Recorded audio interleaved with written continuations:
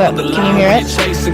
There's a magic that'll happen when you're facing up. There's a magic that'll happen when you're waking up. And when you're weakening up, but you keep breaking up. I'm talking curses that are around your generational. I'm talking chains around your neck to really weigh you down. Like I used to give a fuck of what they think about. I was swimming on the surface, but I'm deeper now.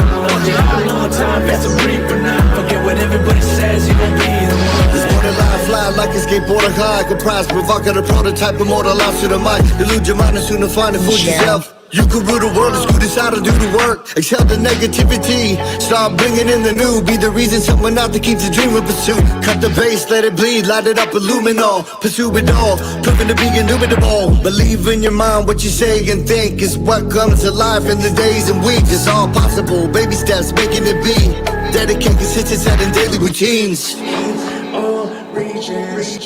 Tired of being alone. Keep on believing. Well, then you're missing the mark. You've been putting it off to tomorrow. It's time to feed with the show. Keep on believing, nobody else gotta see it. Zach Martin. You usually say only about 30 minutes or 30 seconds. 30 seconds for the intro song. Here we are. Welcome to another episode of All right. Live with the Thanks for non-custodians. that. Yeah. Hello, Alicia Bullock. Nice to see you again. It's been a couple weeks. It feels like it's been longer. 30 seconds. That might have been 30 seconds. It was pretty much 30 seconds. Knockastos Live. How are you? Episode 24. This is a big episode 24. This is a big one. 24. I think. So And I just have to tonight. Are you say, excited? yes. And just talking to our guest before we came on, it's going to be 2 weeks awesome. off a couple times a year. Yeah, I think it's a little bit longer. It's okay. So It's okay. I'm It'll be wonderful. How about fine. yourself? I'm good. I'm okay. Yeah, I'm here. I'm excited about this one. I think. What are you excited about? I'm not going to lie. I feel underdressed. I do. If you're talking, you're cutting out a little Carnell bit. is a really powerful speaker, very focused and connected guy, and good. Hey, you know what? That's what I can ask for. So You're cutting out a little bit. Just a little bit, if only 'cause our anything. guest is me too. Well, we're from the mountains, so Carnell's from a rural city. You're not catching none of it, huh? Well, Nope. You do it then. Introduce our Zach's, Carnell. Can you hear me?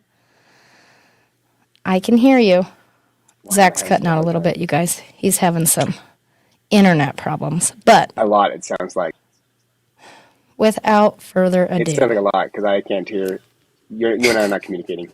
So, anyways, so Carnell Smith is our guest today, and he's the paternity coach. there you are. We can hear you now. Yes, Carnell Smith. We're gonna bring him on. If I can get my buttons right before I click the button. Here he is, everybody. Carnell Smith.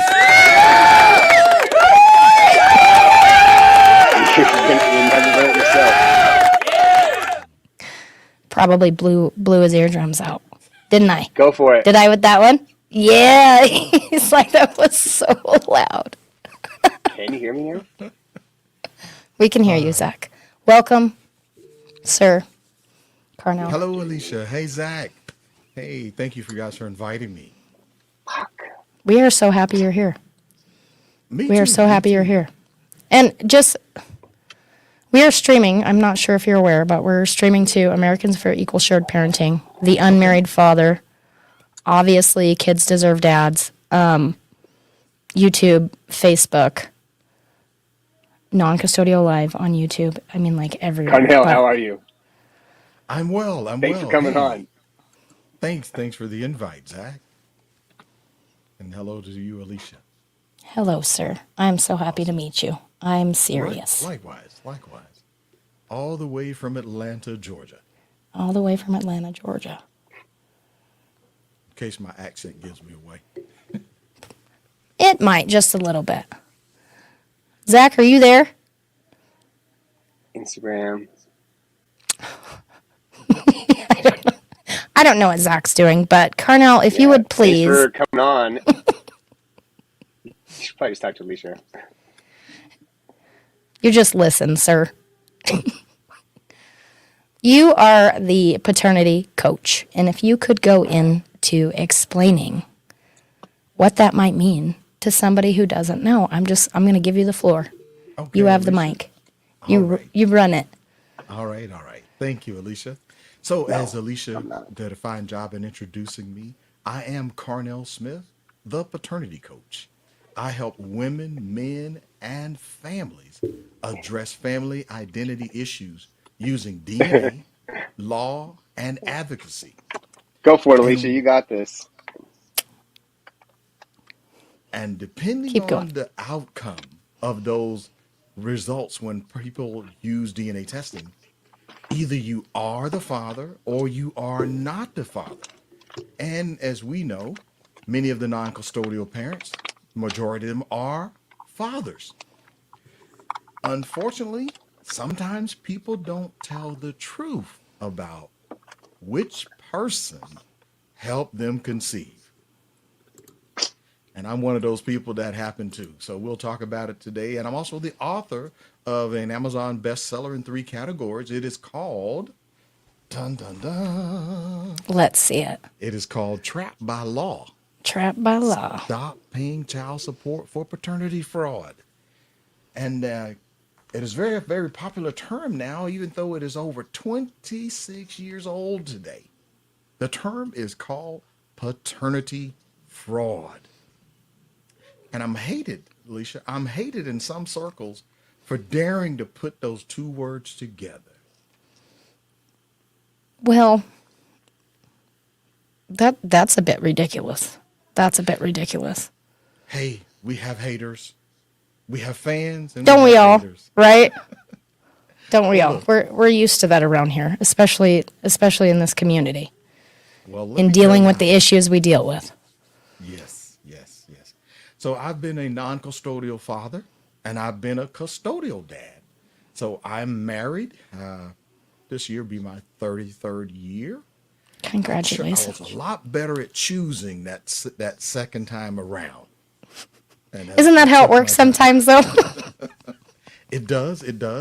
Also, it helps when you're dealing with people who are honest, truthful, and have great integrity and character, as opposed to those people who wear a mask and just use their ways to persuade and to deceive you. Right? So in Why would somebody want to do that? Well, that's what we're about to crack the code on, Alicia. Let's crack it. There's a reason my book is called Trapped by Law.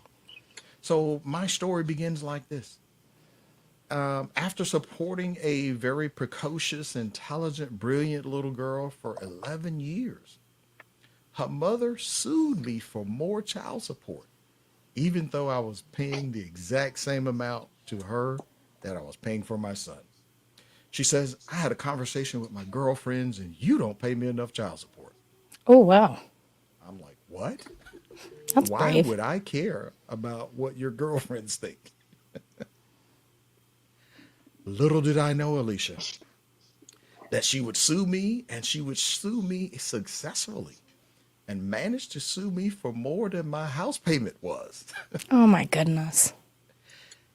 And I thought, well, darn, I'm in a pretty precocious situation here. I'm a staff engineer. I'm working 60 hours a week, and I'm on call 24/7. There is zero possibility that I can add any more hours to the day. I can't work another job. Right. Does that sound familiar to any of the non-custodial parents out there when they're already your back's against the wall and then somebody comes along and says, you're not doing enough? Right. Well, Yeah. at that point, I just reached out to my pastor's father and just asked those guys, hey guys, I need you guys to pray for me because I'm in a I can't see a way out here. And I just need pretty much a miracle intervention. Right. So my pastor's father says, you need to take a paternity test. And so initially that never happened. Never For happened. why? Why? Well, I had dated my former daughter's mother for about 3 years until we reached a point that where we had a conversation about what she felt about trying to pressure me into an engagement and a marriage. So I broke up with her. I was not going to have anybody giving me ultimatums, telling me what I was and wasn't going to do because of what their mother said. Right. My attitude was, if your mother thinks you deserve a ring, then let your mother buy you a ring. I'm not You just doing weren't there yet. I wasn't there yet. Yeah, that's And fine. I don't take it too kindly to being threatened, and any attempt to give me an ultimatum means, okay, well, you're free to go. Right. Better yet, I'll leave. There you go. Well, after this successful lawsuit on her part, and the pastor's father talked me into taking that DNA test, I get the test results back on my wedding anniversary. And I get these results. I sit there, I look at them. Carnell Smith You are not. is not sir. the biological father of child named so-and-so. Probability of paternity, 0.0%. Wow. At that point, I felt like somebody had punched me in the gut. I was just going to ask how it made you feel, because that would be pretty rough. And after that, I got real sad, because that felt like having a child die in my arms, because I realized that relationship was going to be changed forever. Right. And you guys had like a normal just father-daughter relationship. I mean, obviously you and the mom weren't together anymore, but you were raising her as her father Yep. as often as you could, probably. Not just as I could, so much so that the teachers at her school said, we wish we had more dads like you. Yeah. See, like what like kids deserve dads, right? That's about making sure that kids have frequent, consistent, quality contact with both sides of their family. Right. Kids needs dads, kid needs moms. Yeah. But we also know here in this interview what parental alienation is, even Yeah. though they don't want to add it to that psychology manual and recognize it formally. We know what it's like to be on the receiving end as a targeted parent. Oh, yeah. You know what it's like to have the door slammed in your face when you show up with the police to pick up your kid with Yep. your court order Yeah. on the court ordered day, and have the police tell you, I'm sorry, sir, if she doesn't let him go, there's nothing Yep. you can do about it. It's a civil matter, right? Well, Yeah. once I get these test results at 0%, I immediately contacted my family law attorney the same day. Right. Because after I went through a range of emotions, the gut punch, the sadness, the loss, the grief, and then I got angry. Because there is no way the child's mother did not know she had been involved with multiple people during her window of conception, and she knowingly and willingly held that information away from me. And I Yeah. got her to admit that under oath in a deposition. Wow. Well, I approached the judge, we take it to court, and the judge says, it's your fault you didn't find out sooner. Oh, really? Right. You want Can't take the to girl's word talk for it. about You gotta do all the research, right? Well, think about this for a second. If you are not aware of a person being dishonest in even the smallest of things in 3 years that you were in a relationship with them, how would you believe they would lie about the paternity of their child? Well, at that point, I was not going to agree, because that court order, as you know, that it has some very onerous terms that I would refer to as even a form of coercive control. It is pay or go to jail. Right. I'm on the hook for close to $1,800 a month, and that is more than my house payment. My wife is home on maternity leave.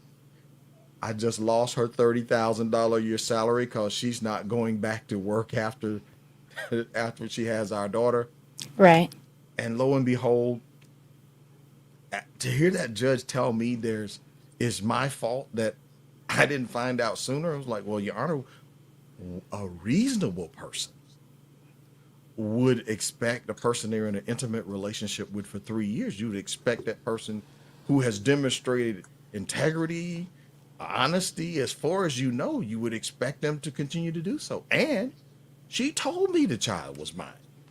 So since I'm not aware of this other guy, I have since come to the conclusion it is better to verify by DNA than to take anyone's word about any claims about paternity, and that includes your own family.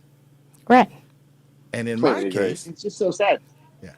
Go ahead, Zach. I think it's hey, I'm back. It's awesome. Nice to get to talk to you, Carnell. I appreciate you being on today, and I apologize for all the issues. But I think it's really terrible how, we have social workers and people at the hospitals to have you sign these birth certificates, and they push while you're there, but they give you no information about the ramifications about what it is that you're signing and the requirements and the obligations that you are committing yourself to for at least 18 years, if not a lifetime. And that's something that needs to be addressed. It's like, you went through that in your graduation, but even if you should have a paternity test done, because you never know. Yeah. And if they gave that information, you might have made a different choice. Probably not. Oh, absolutely. Listen, all it would have taken is to tell me that there was a possibility that I might not be the dad. Listen, Right. Here's what the miserable thing is about this whole situation. So I was sworn in on every deposition, in my affidavits, when I gave testimony in court. I was required to swear under penalties of perjury that I was going to tell the truth, the whole truth, and nothing but the truth. So help you God. Look, yeah, I didn't get to play footloose with the facts. I didn't get to decide which facts I thought were relevant when presented with a direct question under oath. Right. But in the family court arena, would you believe me if I tell you that in paternity fraud, depending on the state, a court can completely ignore the DNA test results from a legally admissible full chain of custody test and ignore those results and treat it like they're invisible, and then say, well, the test may say what the test says, but it's your fault you didn't figure it out 11 years before, when you had no reason, you were not aware that she was in another state with her other boyfriend who you know nothing about, and then turn around and blame the guy who doesn't know. Then that guy becomes trapped by law. So what happens next? Well, obviously I am going to appeal, because I don't feel like I've received justice in a bench trial. And I had this dumb idea, Zach, you being a law practitioner now. I had this crazy idea that truth, facts, and evidence was relevant. I had my own court reporter. I had all the transcripts, and we appealed to the state court of appeals, and they gave me one answer back. They said, petition denied with no reason. Well, then how do you file for a motion on reconsideration when you don't even know why they rejected your appeal? Exactly.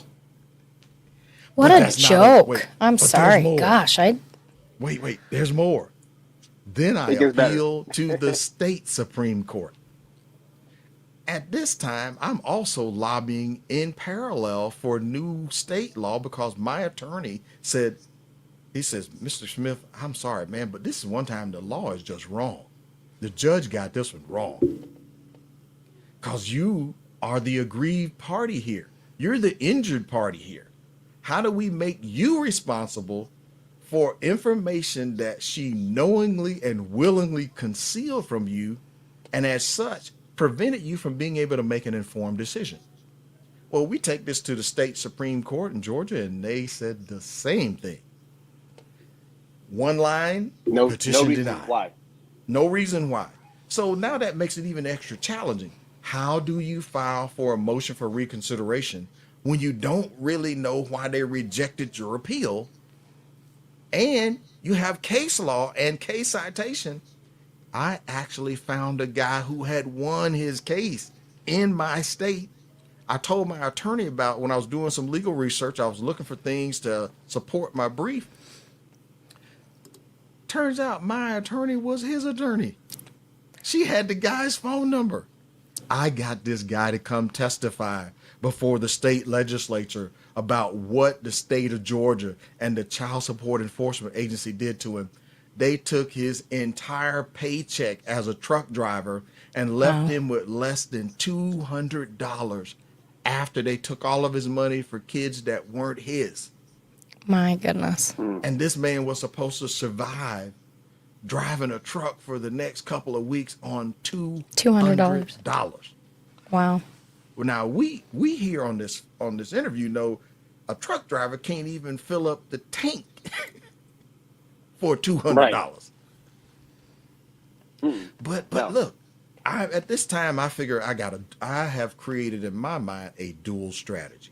I Right. said, well then, okay, I heard what my attorney said, that sometimes the law is wrong, then what you have to do is change the law. Got you. I found some information from a chief appellate court judge, and the judge says in these type of scenarios here, all you have done when judges rule like this is you haven't made this man the father of the kid. You've just made this man a victim of the law, and the law is absurd. And Right. the legislature should adjust this situation. So I took the charge. I took it before my state legislators, and I called for public hearings. I also did town hall meetings throughout the state. I reached victims on the internet. I appealed to major media. I started out standing in the rain by myself with one television station, and then that grew to the point of where I ended up on Dr. Phil doing over 147 countries with one of my DNA testing clients. Wow. And what happened in the end? The U.S. Supreme Court finally took a look at my brief where I made 2 points to challenges on constitutional grounds. I feel that my substantive rights are being ignored. You know, Yeah. my right to life, pursuit of happiness, Happiness. liberty, all of these things. Because in Yeah. my mind, if you look at my skin tone, I feel like I am a slave because I am trapped by the law, and every man and teen boy in that situation, regardless of his ethnicity, is also trapped by the law. Absolutely. Well, the law is supposed to be what? When applied on equal footing, equal justice, it shouldn't allow for one party to have a superior position just based on a gender or any other thing. Right. Well, Right. if I was required to tell the truth and my depositions, you found out later I had shaded the truth, I could see myself being hoisted up by my collar saying, "You scofflaw, bailiff, take him out back. Right. Beat him until he apologizes to the court." Right. Yeah. But here's what happened. Yeah. It There's no mercy passes. for a dad does that stuff. Well, listen, I'm gonna give you the short version. All right, the short version. Is ultimately, I get it passes. before the state legislature, and I get the law passed in the state of Georgia in 1 year. Wow. Took me 2 legislative sessions in 1 year to get it done, and it passed the House of Representatives 163-0. Wow. Wow. It passed in the Senate 45-5. And what that should tell every advocate who seeks to reform family law in the best interest of kids, that really means best interest. That means based on truth, fairness, equality, real justice, Right. that it is not partisan. Don't go in thinking these things have to be approached from the point of view of one political party. These things have to be approached on the basis of human rights, basic dignity, Absolutely. right Yep. to life, pursuit of happiness, liberty. Right. All of these things should matter. Well, the Supreme Court looked at that and they said, well, now you got to send us a brief with a copy of the Georgia law. There you go. And I'm like, so now I got to spend money to create the booklets with the copies of the new Georgia law. And they refused to even give an opinion until I completed that step. And you know, it's time sensitive. Right. So Right, I got yeah. the clock racing against me. My wife and I are at Kinko's darn near midnight putting these booklets together. Wow. I get them in there. I wait a couple of weeks. And then this while I'm like, surely justice shall come. And it shall rain like rivers coming our way. This is when I was naive, okay? And the letter does come in the mail. You ready for it? Sort of. Writ of certiorari, petition is denied. Wow. And I've had quite a few attorneys that looked at that brief and said, what? There's no way.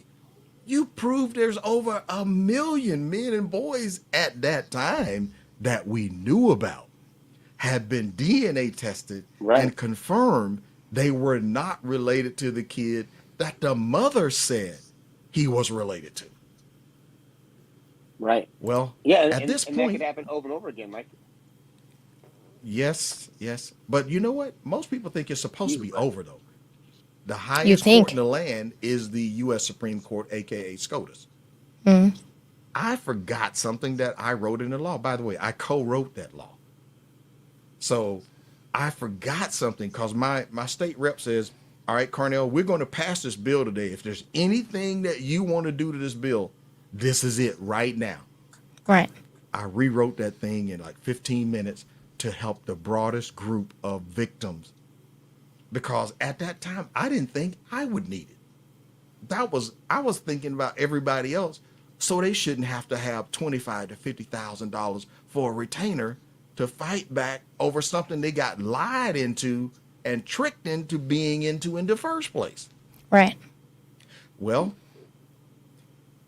after that happened, I remembered that there is something that I put in there that you can go back and do what we call discretionary appeal. And I went back to family court right after the judge apologized to me and admitted he was wrong. And he watched the signing of the bill. Wow. I won when I went back to court, even after SCOTUS turned me down. I got my name removed from the birth certificate. I got every document. I required her to reissue everything. And the only thing I could not do, the judge put a stipulation on me that still chaps my butt to this day. He said, you can only overturn this if you waive your right to sue her for damages. Wow. I want you guys to know that on February the 6th, 2003, I made a command decision. I am going to walk out of this court this day as a free man. I was born free. I shall remain free. But the one thing you can't do, you can't stop me once I get out of this court, is you can't shut me up. And I went on a tear after that, helping other states get the laws changed.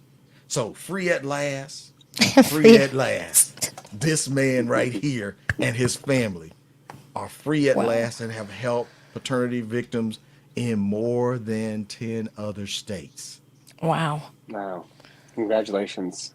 You said that your daughter at the time, she was 11 when you found out that you weren't the father. How long of a process from when you found out at her being 11, how much time passed before you actually with the Supreme Court or with the discretionary? You see my hand? 5 years. 5 years. Wow. She'd almost aged out at that point. Long years. I went Yeah. bankrupt. I went bankrupt on the legal fees. By the time I reached SCOTUS, I was pro se. Right. Look, What else could you be?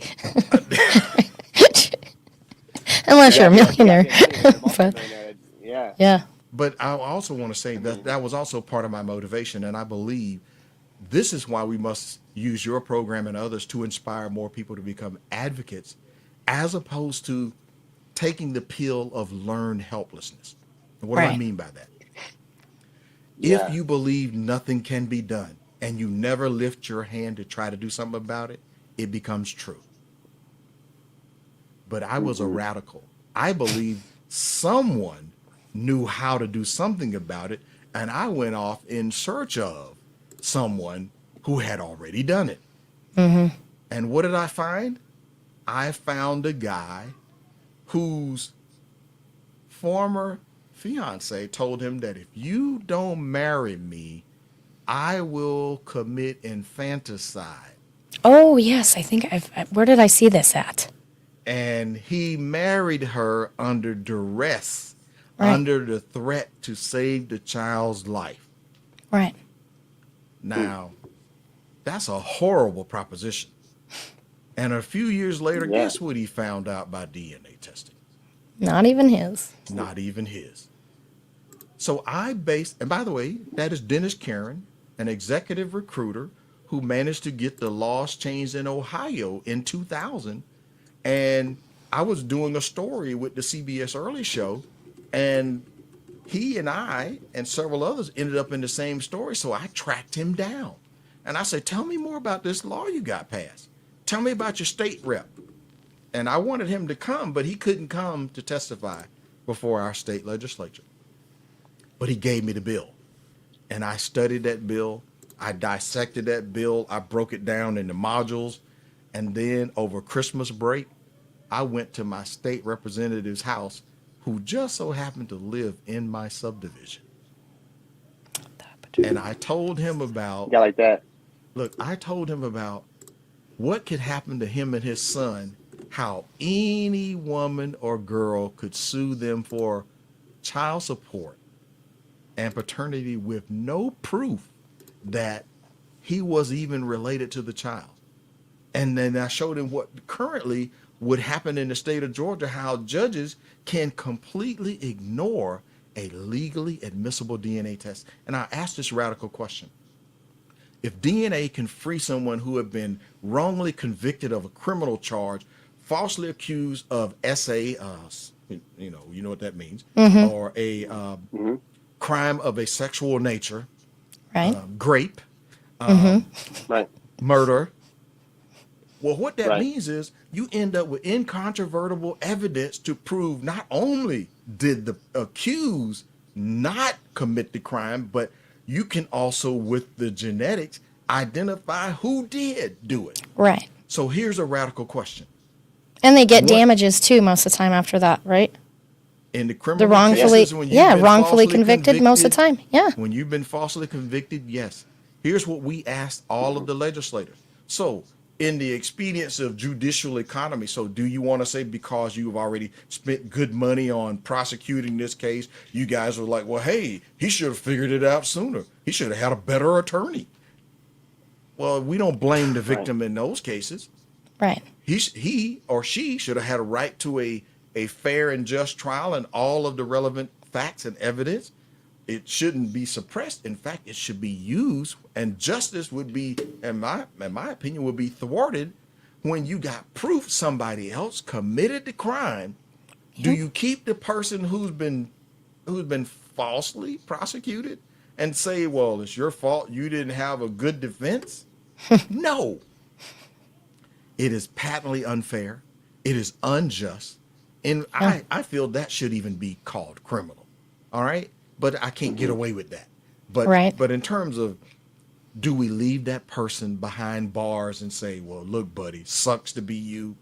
And the fact that you couldn't afford anyone, with a Harvard background, and you only got the what do you call it? The court appointed attorney, Oh, not a the, what's Yeah. the Yeah. term I'm looking for?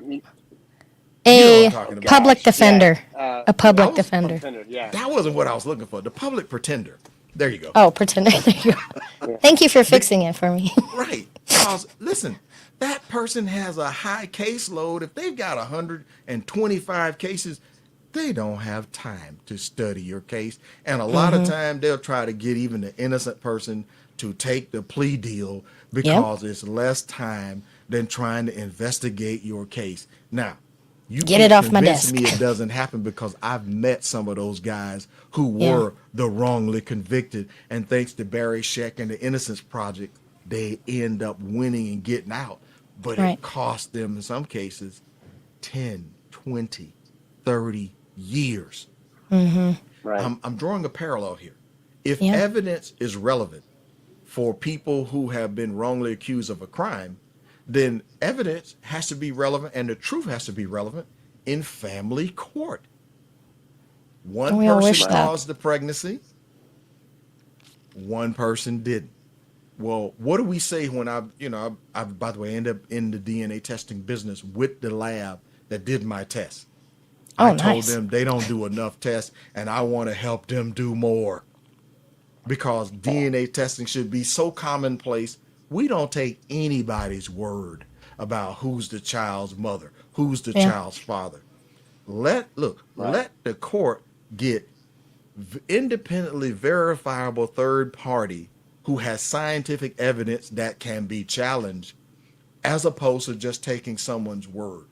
But currently today, let me tell you what happens in family court. Attorney test. Like, In family court now, across many of the states in the U.S. and U.S. territories, all the mother has to say is you did it. And now it is a presumption of guilt, and it is on you to prove, look, Otherwise. you have to come in there and essentially, does that? Go ahead. I was saying, you are essentially on the bottom end of the curve. You are presumed guilty.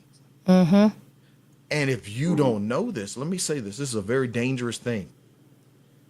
If you expect everybody has the same code of honor and integrity like you do, and you believe that if everyone who makes truthful, honest, verbal representations stand by their word, because my father and my grandfather said, your word is your bond. We didn't need a contract. Your word was your bond. But these days, I'm going to say I want a contract and I want some penalty clauses in it. You with me? But can we trust the person and also verify what they claim? The DNA test is not being made to make women look bad. The DNA test is saying that during that window of conception is a 60-day window.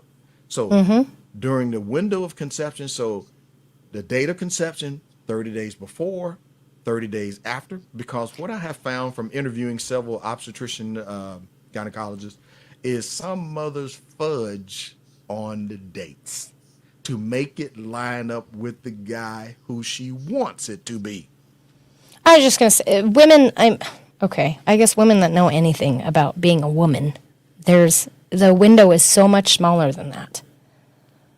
The window is so much smaller than that. Yes. It's what it may be.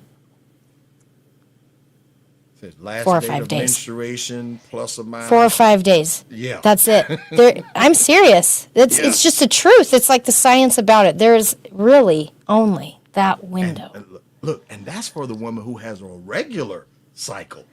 That's true. Okay. There's I mean, some- we'll listen, give it there's that. some- But there's some. if I she's just can't suddenly- imagine being in that predicament. I'm Well, sorry. Think about this, Ashley. Think about the woman who is kind of haphazard on taking her birth control pills. yeah. Sometimes she takes them, sometimes she doesn't. Yeah. In my case, I felt like, well, maybe the Trojan manufacturer had let me down. Yeah. But then there was a backup plan that was supposed to be in place. So I approached the child's mother. I said, well, why didn't you tell me you stopped taking your pills? She said, that was none of your business. What? What some guys Sneaky are not business. aware of, a term called baby trapping. There you go. I was gonna Bait. say it, but you go ahead. Right. Yeah, But it I'm happens not, all the listen, time, right? I'm not the innovator of the term. One of my oldest sisters told me about this. When she met my former daughter at 2 years old, she said, "That's not your baby." What? I was like, but her She mom knew. says it. Her mom says it is. She. I defended my ex against my own sister. And after the DNA test came out, I went and tracked my sister down and I apologized to her and I dedicated my book to her. Wow. And when I interviewed her and I asked her, I said, well, how did you know? She says, listen, she had girlfriends who had done those very things that are, when it comes to not letting the guy get away who she wants to keep in her life, or the guy who thought he was going to get away, there's oftentimes an attempt to get him to have one more romp in the hay. And suddenly, you are the father. We're going to have a baby. I'm going to be honest with you guys. That is not something any man on the planet wants to hear from an ex-wife, an ex-girlfriend, an ex-one-nighter. You don't Right. want to hear that from any of those in that group. Right. But unfortunately, the way the law works today, even still, is once you are sued for established child support and set paternity, the presumption of guilt is on the name on that docket. And if for some reason you don't show up, you're in trouble. Yep. It's only going to get worse for you. Yeah. Well, I've since learned there's a lot more about paternity fraud, and I have managed to boil it down to 4. Let me get my fingers in focus. 4 primary ways that men and boys find themselves tricked, trapped, deceived, fugabooed, swindled, snookered, taken, all by playing footloose with the truth. Let's hear it. Lisa, I'm listening. you I'm ready. for it? I am. Number one, signing a confession without proof. And you're talking about the birth certificate. The signing the birth certificate. Okay. Now think about it. Once it is presented in this fashion, what clear thinking, rational minded person that if I told you, if you sign this document without proof, you are waiving your right to a DNA test in the future, and you are also waiving your right to challenge paternity later. So if you take her word for it, it can and will be used against you in a court that is not a court of law. Family court is not a court of law. It is Family a court of a court of equity. equity. Okay. And guess who gets to define equity in that court? The judge. And unless the judge is limited by statute, which is why I was gung-ho and pushing for statute, meaning statutory law limiting judicial discretion. Because once we know what the truth is, I don't want a judge to have the ability to decide to ignore it. Right. Right. Shouldn't have that power. Yeah. Right. Not relevant. But number 2, Okay, number 2. the marital presumption of paternity. Oh, yeah. See. Ooh, man. You want to make some women mad. Here we go. Go for it. Number 2, the marital presumption. According to the Lord Mansfield Doctrine, this is the Old English common law, that any children your wife has while she is married to you are automatically yours, including when you are deployed in Afghanistan and she is in Florida on the beach. Right. Those babies that she has while either legally separated from you or physically separated from you, doesn't matter. Yep. I've met plenty of men, married men, who thought that when he caught his wife cheating on him, he just said, I'm done with this. He packed up his stuff, loaded up his truck, and took off. Now He he's said, on the I'm hook. done. Yeah. But guess what? He made a critical error. What now? Hear this. Once you've decided that you're out of that relationship, you got to take active, constructive steps to get her out of your name legally with a divorce. You got to make sure that it gets, and that date, you got to make sure that from that point forward, you have no more intimate contact with her on for any reason whatsoever. Because up to 365 days after that, if she shows up pregnant, you are still presumed to be the father. Right. Even when she and her boyfriend, who she's living with, know that you can't be the dad, but as long as she's still legally married to you in most U.S. states and most U.S. territories, they're required to put your name down on the document. That's right. Number 3, incorrect default judgment. You're like, what? Courts What don't is that? do Yeah. that.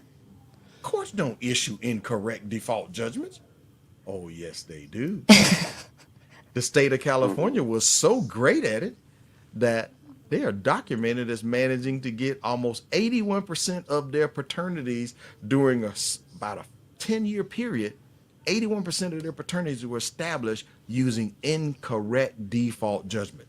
So what does this mean? Please If tell me. for any reason when you have been sued, and now hear this for parents of teenage sons, this applies to you too. Don't get me started. Because when your minor son is on the hook for child support, has no job, guess who is a viable source of revenue? Excuse me, I shouldn't say revenue. A source to help Junior out.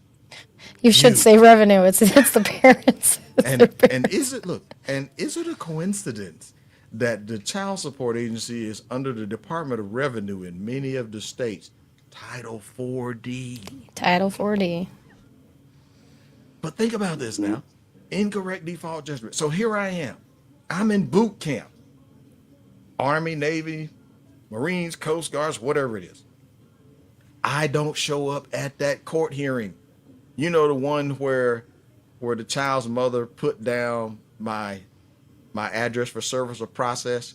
She put her address down saying that I lived with her while I was actually in boot camp 4 states away. Is there any possibility that I will make it to that hearing on that day?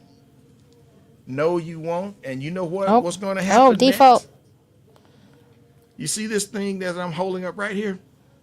This is a automatic. You will pay 18 to 21 years of child support and potentially have to pay toward college fees. This in the hands of a hearing officer or a family court judge will make you the father because you did not make it to that hearing, or you mistakenly had this dumb idea like I did. I never touched her. They got the wrong guy. There's no way it's mine. And you don't show up to put on an assertive defense on your behalf with a written, let me say that again, a written demand for a legal DNA test, not a verbal. People make a mistake here. They call the child support office and they verbally request a paternity test. And then suddenly on the day of hearing here, listen to this, Zach, on the date of hearing, that agent that they talk to gets transferred to another county and can't be found to testify for you at court. I don't remember that conversation. I didn't have that conversation with that person. And it goes like this in front of the judge. You talk to your lawyer, you talk to anybody, you should always be sending out confirmation. If you have a discussion with them, you should send them an email laying out exactly what was said. So that way, if they don't refute it in an email back to you, then what you said to them is it's what a record. Supposed to take. Yes. So yes. If you don't record it and do it on emails, if you do it in on a phone, send them an email afterwards and cover your base, because they will forget that they talked to you about that conveniently. Or not remember. Yeah. Conveniently. It happens.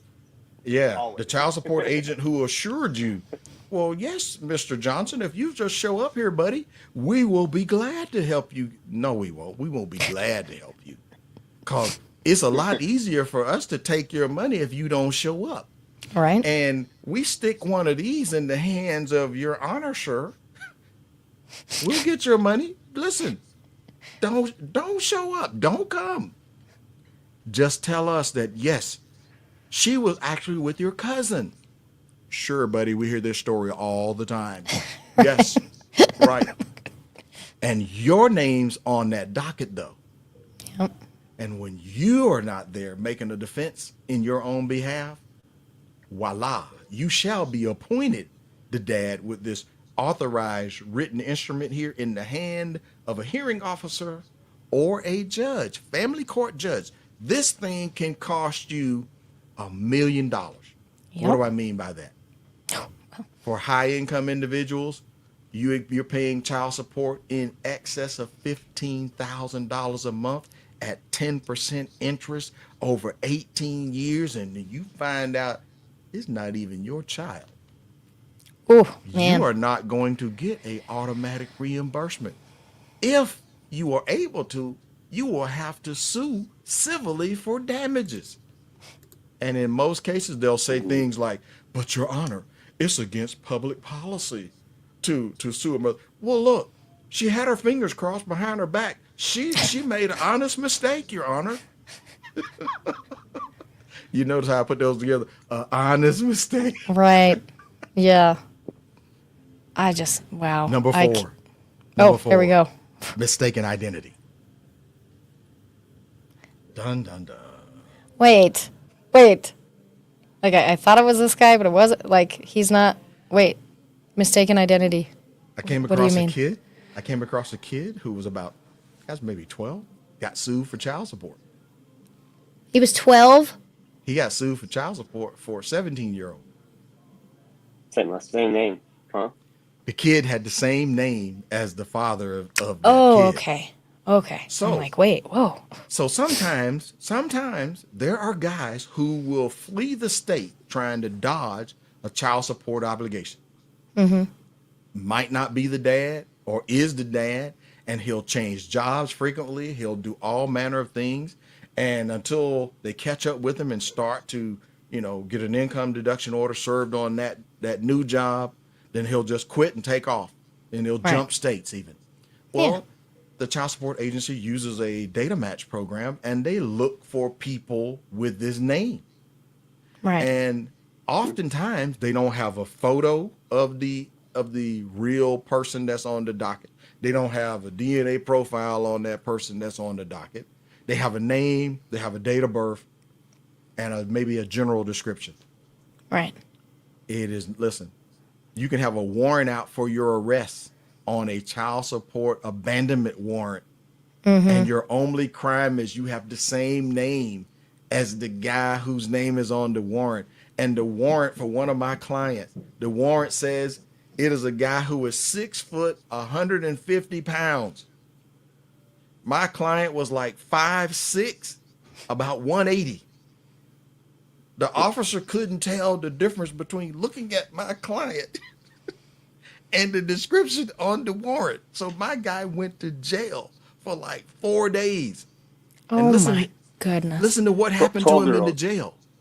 Oh. Zach, here's what happened to him in the jail. The more he complained and being adamant that they had the wrong guy, they started to modify the paperwork at the jail to match him. Fortunately for him, the paternity coach reached out for help from my former attorney, and we did a press release, and we showed up at the courtroom with counsel for him. Wow. At this time, I'm in the DNA test business, and I show up with my mobile collection van. And we asked the court to issue a bench warrant to bring the mother and the child to court because we're going to be able to prove our guy is not the guy. Uh-huh. Well, once they brought the mother in the courtroom, she said, that's not him. But our guy. I'm not meaning to laugh. This is very serious, but what? Yes. Good grief. Listen, I that you would think that It's can't so happen. crazy that, right? Yeah.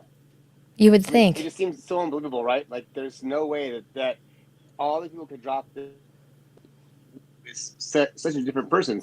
A 12-year-old is getting put in this kind of position, and I mean, 4 years in jail, 4 days in jail for a 12-year-old and stuff. I mean, that's pretty Well, unbelievable. And then to the have 12-year-old. I'm sorry. the I cops. apologize. I The didn't put them. I 12-year-old was didn't a different case. I didn't put the brakes Okay. on there. I switched stories in there. That was two examples. That was two Yeah. examples of Hey. mistaken identity. On the 12-year-old, Right. the 12-year-old was finally able to get off after I told his mom to call the local television station and use their troubleshooter line and ask the editor to ask them to meet her there for a live story and told them to name names, name the child support agents, name the judge and everybody on camera. Do you know that Yeah. with that much publicity, they managed to resolve that case in under 30 minutes? Man, so quick. Jeez. But the mother, listen, this kid's mom says, you guys are idiots. For Yeah. my son to be the father of a 17-year-old, this would be a major miracle. It should be stated in Guinness. Right. Right. My kid wasn't even on the planet. Y'all couldn't figure that out. And Couldn't they figure couldn't that out. look, they couldn't figure it out till they was going to receive a bunch of negative publicity. See, this radical guy here, the paternity coach, when the opportunity comes like this, you know and I know that's not the only one. So Yeah. if you can get a compelling story in front of media to help, because this is something you should bring before your legislature, right? Yes. Yes. And Yeah. and it's a public interest story, because if it happened to one, it happened to many, because a lot of people, if they're certainly if they're below the ultra high income, they don't necessarily have an attorney on tap, as in Right. on retainer that they can just pick up the phone and just call, Yeah. right? And if you don't have that luxury, oftentimes you get abused because you don't know what your rights are. You don't speak the law. You don't know how to aggressively or assertively defend yourself. And as a result, you are prone to be duped and taken advantage of. And Right. just like the police can lie to you, the child support enforcement agent can lie to you. And Yeah. by the way, They're they not will there to not be support you. available. Look, they will not be available when you ask for anything to try to help your case. Right. Yeah. No. Look, They want to collect your money. They want to know where you live at and where you're working and how soon when do you're you gonna get pay. paid? That's Yeah. all. That's it. That's what they want to know. They don't. They care nothing about your case. Nothing about you getting to see your kids. Nothing about Oh, no, you they'll besides tell you you. paying. Yeah. Listen, visitation and child support are two different things, buddy. What are you doing, man? Why are you trying to lump these things together? Look, we run a respectable business here at the Child Support Enforcement Office in your state. Our job here is to get money from one party to the kids. Right. Now, the fact that you hadn't seen them in the last 908 days, that's not our problem. You're going to have to get you an attorney, and you're going to have to take that up with the judge. Our job is to make sure that funds get from over here. Well, hold on. Wait. Let me get our cut now. Let's see. Okay, $2 for you, $1 for us, $5 for you, $2 for us. All right, we got Right. our cut. Now we're Yep. gonna give her the rest. Right. Ooh, doesn't that Well, sound? one thing I a was thinking, why I don't hear this, like Donald Trump and people that are running for office, right? Like, if we told the senior citizens and the people that are handicapped and that they could get double their money on Social Security if we just got rid of Title 4D, that is basically siphoning their money off to give to these state Yes. agencies. Why is Yes. why is nobody running on a platform like that where we are actually incentivizing helping senior citizens and those who need the services like the workers' comp issues and stuff, and then removing this from the Title 4D? Like, I can tell you, Because they're getting their taking cut money from too. retired people. I was gonna say That's why they can't run on it. Spot on. But Alicia. there's two sides to Alicia. that.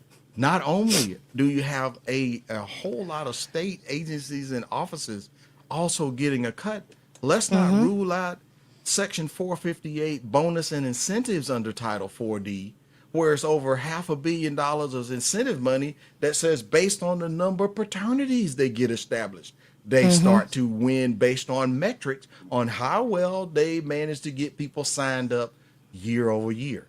Notice Right. it doesn't say how many fathers were identified. It's No. how many paternities they get established. So Right. this is why there is a thing called the voluntary acknowledgement of paternity. Well, a person who you can emotionally manipulate, let me roll in your teenage son, your older man, a guy who is not familiar with some of the ways and the, shall we say, some chicanery, slickery trickery. If you can get him to hold the baby, by the way, this is actual technique. If you get him to hold the baby and then tell him, oh, look, baby's got your eyes. Ooh, got your nose. Look, got the smile, got dimples and stuff like you. Don't you want your baby to have a father? Sign here. Yep. Now, emotionally, this person is extremely vulnerable, is not thinking long term, Zach. You're a legal eagle. How well is this person able to represent their interests long term without the benefit of counsel? And by the way, the big print giveth and the small print taketh away. There's often a waiver now in these modern voluntary acknowledgement documents that waives your right to challenge paternity later. You sign now, the mother can tell you herself to your face, I tricked you, fool. By the way, I tricked you fair and square and you didn't figure it out. Right. That would be horrendous. Yeah. But guess what? It is at that time when you use people's emotions while they are vulnerable. To me, that's no different than getting the person drunk, trying to get them into a contract to sell this house on terms that are more favorable to you, that are negative to them, and cause them Right. to lose money. Yep. If that were discovered, you could actually undo that contract and you could go back and sue all the relevant parties. Especially if you had proof, right? Right. But But, try yeah. imagining this. The voluntary acknowledgement program is one of the only places a minor child can sign a legal obligation and then be held to it. Wow. Let me say that slowly. Your teenage sons who believes he's doing the right thing because you told him to step up to the plate, to take responsibility, but you didn't tell him that sometimes smiling faces tell lies. You didn't tell him that unless he has a private investigator and he has had the benefit of 24-hour surveillance, he doesn't know who else she's involved with. Right.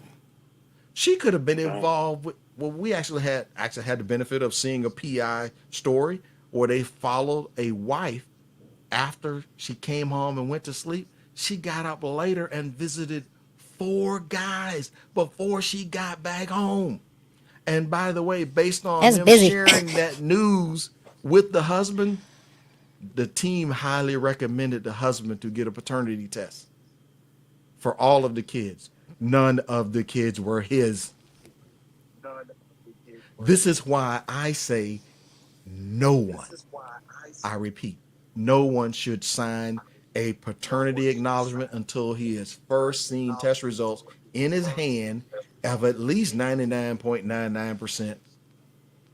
And that's assuming you don't have a close relative or an identical twin or one of your triplets who was also involved with the mother during the window of conception. And by the way, I have actually cracked a case involving identical twins Wow. using a formula that's in my book called the ABCs of Wow. paternity.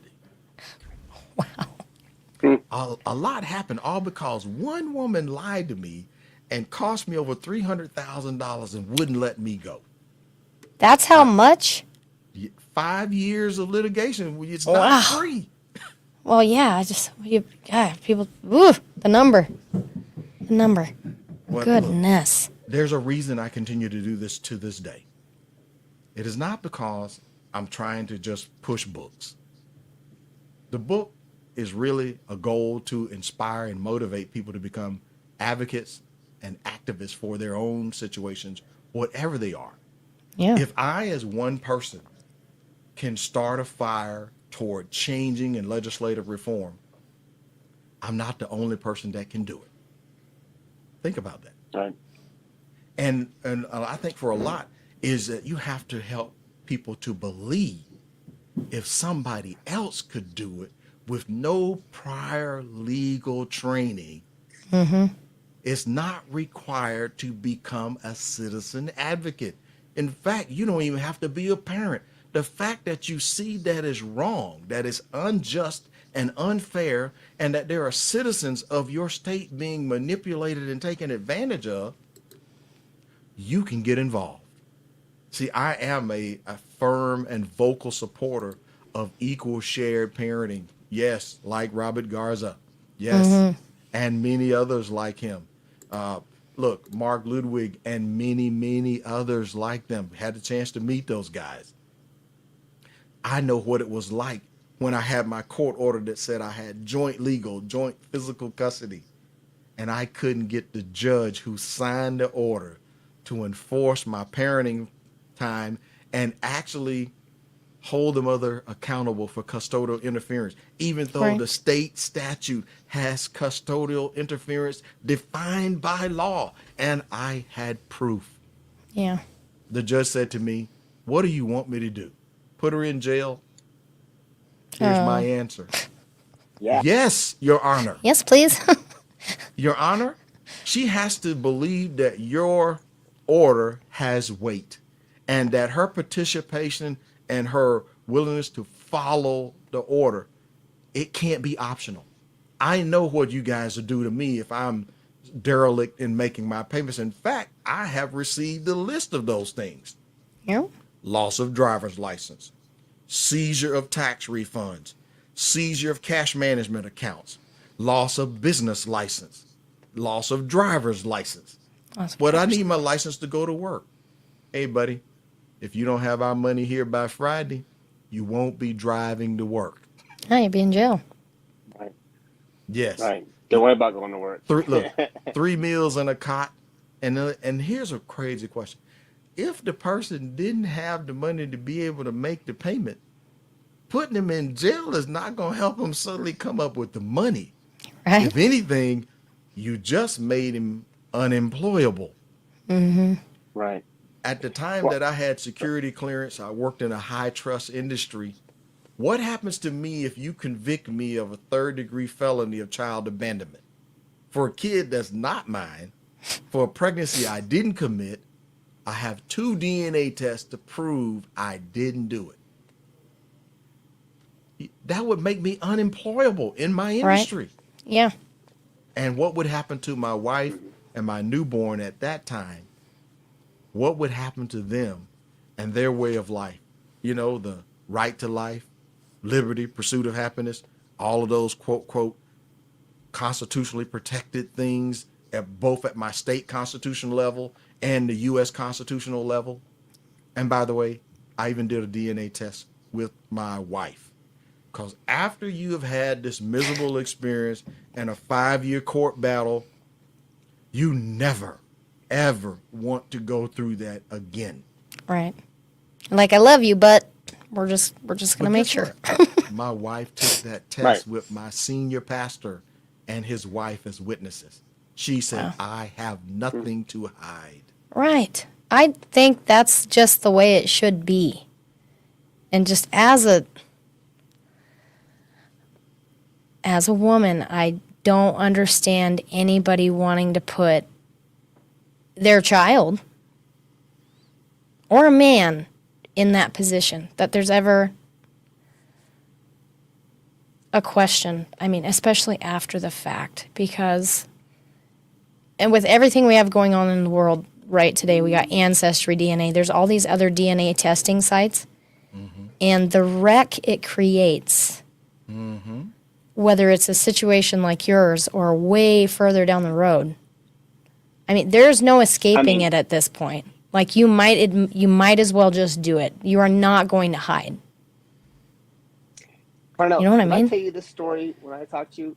Did I tell you this about a girl that I dated, that her daughter, and to the guy who she thought or said it was the dad, and that we were dating, and I found out that I was like 17, and I found out like a week before we broke up, and she told me this stuff like in bed one night, like that she lied, and that the daughter wasn't the he said is the dad who's been paying child support this whole entire time, and like 2 days later, 3 days later, he comes over to the house, and they have this whole discussion about it at the doorway. I've been laying on a couch, and she had just told me this like a couple of days before, and I'm laying on the couch like listening to them have this discussion about him knowing it's not his daughter, and she's like, yes, she is, and just like lying to his face after confessing to me like 2 nights before that. And we didn't last more than like a couple more days after that. I was like laying on a couch going, I don't even know what's going on right now. Like, this is the most unbelievable story that I'm hearing, and to hear her guy, and then to talk about it and like defend her choice to like lie to her daughter and lie to this guy, and knowing that the other guy, wasn't necessarily the greatest guy or as good of an earner as this guy was and stuff. The other guy already had 2 kids, and so she lied and told this guy that he was the dad to get his money, and let him believe that and process the child. And he even knew that it wasn't, and she still like kept lying to his face about the whole entire thing. It was an unbelievable experience to lay there. This is before I had my son, but an unbelievable experience to lay there and hear that experience and that story being told right there for my face. It was surreal. Yes. Surreal. But that proves it's not rare. That is rare. proof. No. It's Look, as of right now, I have met 5 pastors who are victims of paternity fraud, and 1 or 2 of them are on my YouTube channel. I got one of those pastors to come and speak before a state legislature where I was lobbying to not only in his state of Michigan, but I got him to come and talk about his situation before New Jersey. This pastor, senior pastor, in fact, he's a bishop. This means this guy has leadership responsibility of multitudes of churches. He said the only way he knew something was not quite right, he said a guy from one of his churches calls him up and say, Bishop, I need you to get your name off my son's birth certificate. I told your wife to tell you that boy is mine. WTB? What the blazes? what the, I like that. But look what Yeah, happens next. right? What happens next? So now, this has got the bishop thinking, wait a minute, but there's 3 kids. Which one is he talking about? Oh my goodness. So based on that phone call, because the biological father wanted the kids to be in his name, and he wanted his name to be on the birth certificate. And the fact that the bishop's wife was married to him, he didn't care about that part. He wanted his name on his son's birth certificate. Due to the marital presumption of paternity, what did I say? Right. Any children your wife has, including when she's out there in the streets, acting like a single woman. She's out doing girls' night. She's out at the club. She's doing everything. She's single and ready to mingle when you're not in sight. See this ring? She's like, poof, it's out of sight. I don't see you. I'm not married. Based on that, the bishop tests all 3 of the kids. 2 of the kids are not his, and those 2 have different daddies, and only 1 of those kids is his. Oh my And the Lord. state court of family court in Michigan, in its infinite wisdom, threatened the bishop and told him if he didn't pay $1,200 a month in child support for all 3 of them, he was going to jail. Wow. Right. And he couldn't understand, but why am I being punished? I didn't do anything wrong here. I kept my vows. I honored my vows. She's the person who broke the marital contract. She's the one who's unfaithful. She's committed adultery on multiple times. Listen, what a lot of people think is based on, when they see a couple of the kids are not theirs, they think that's the only time that person's been unfaithful. No. Those are the only times there was proof. Yeah. Hello.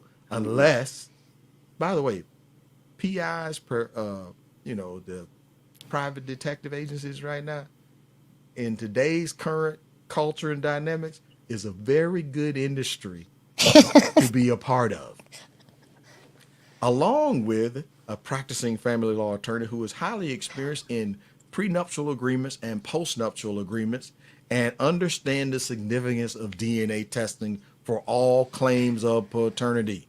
Wow. See, what happens? It's a must. It's a must. Now, you say, but here's what people try to do to prevent the guy in this situation. They attempt to shame the guy for wanting a paternity test. Yep, that's true. You don't trust me.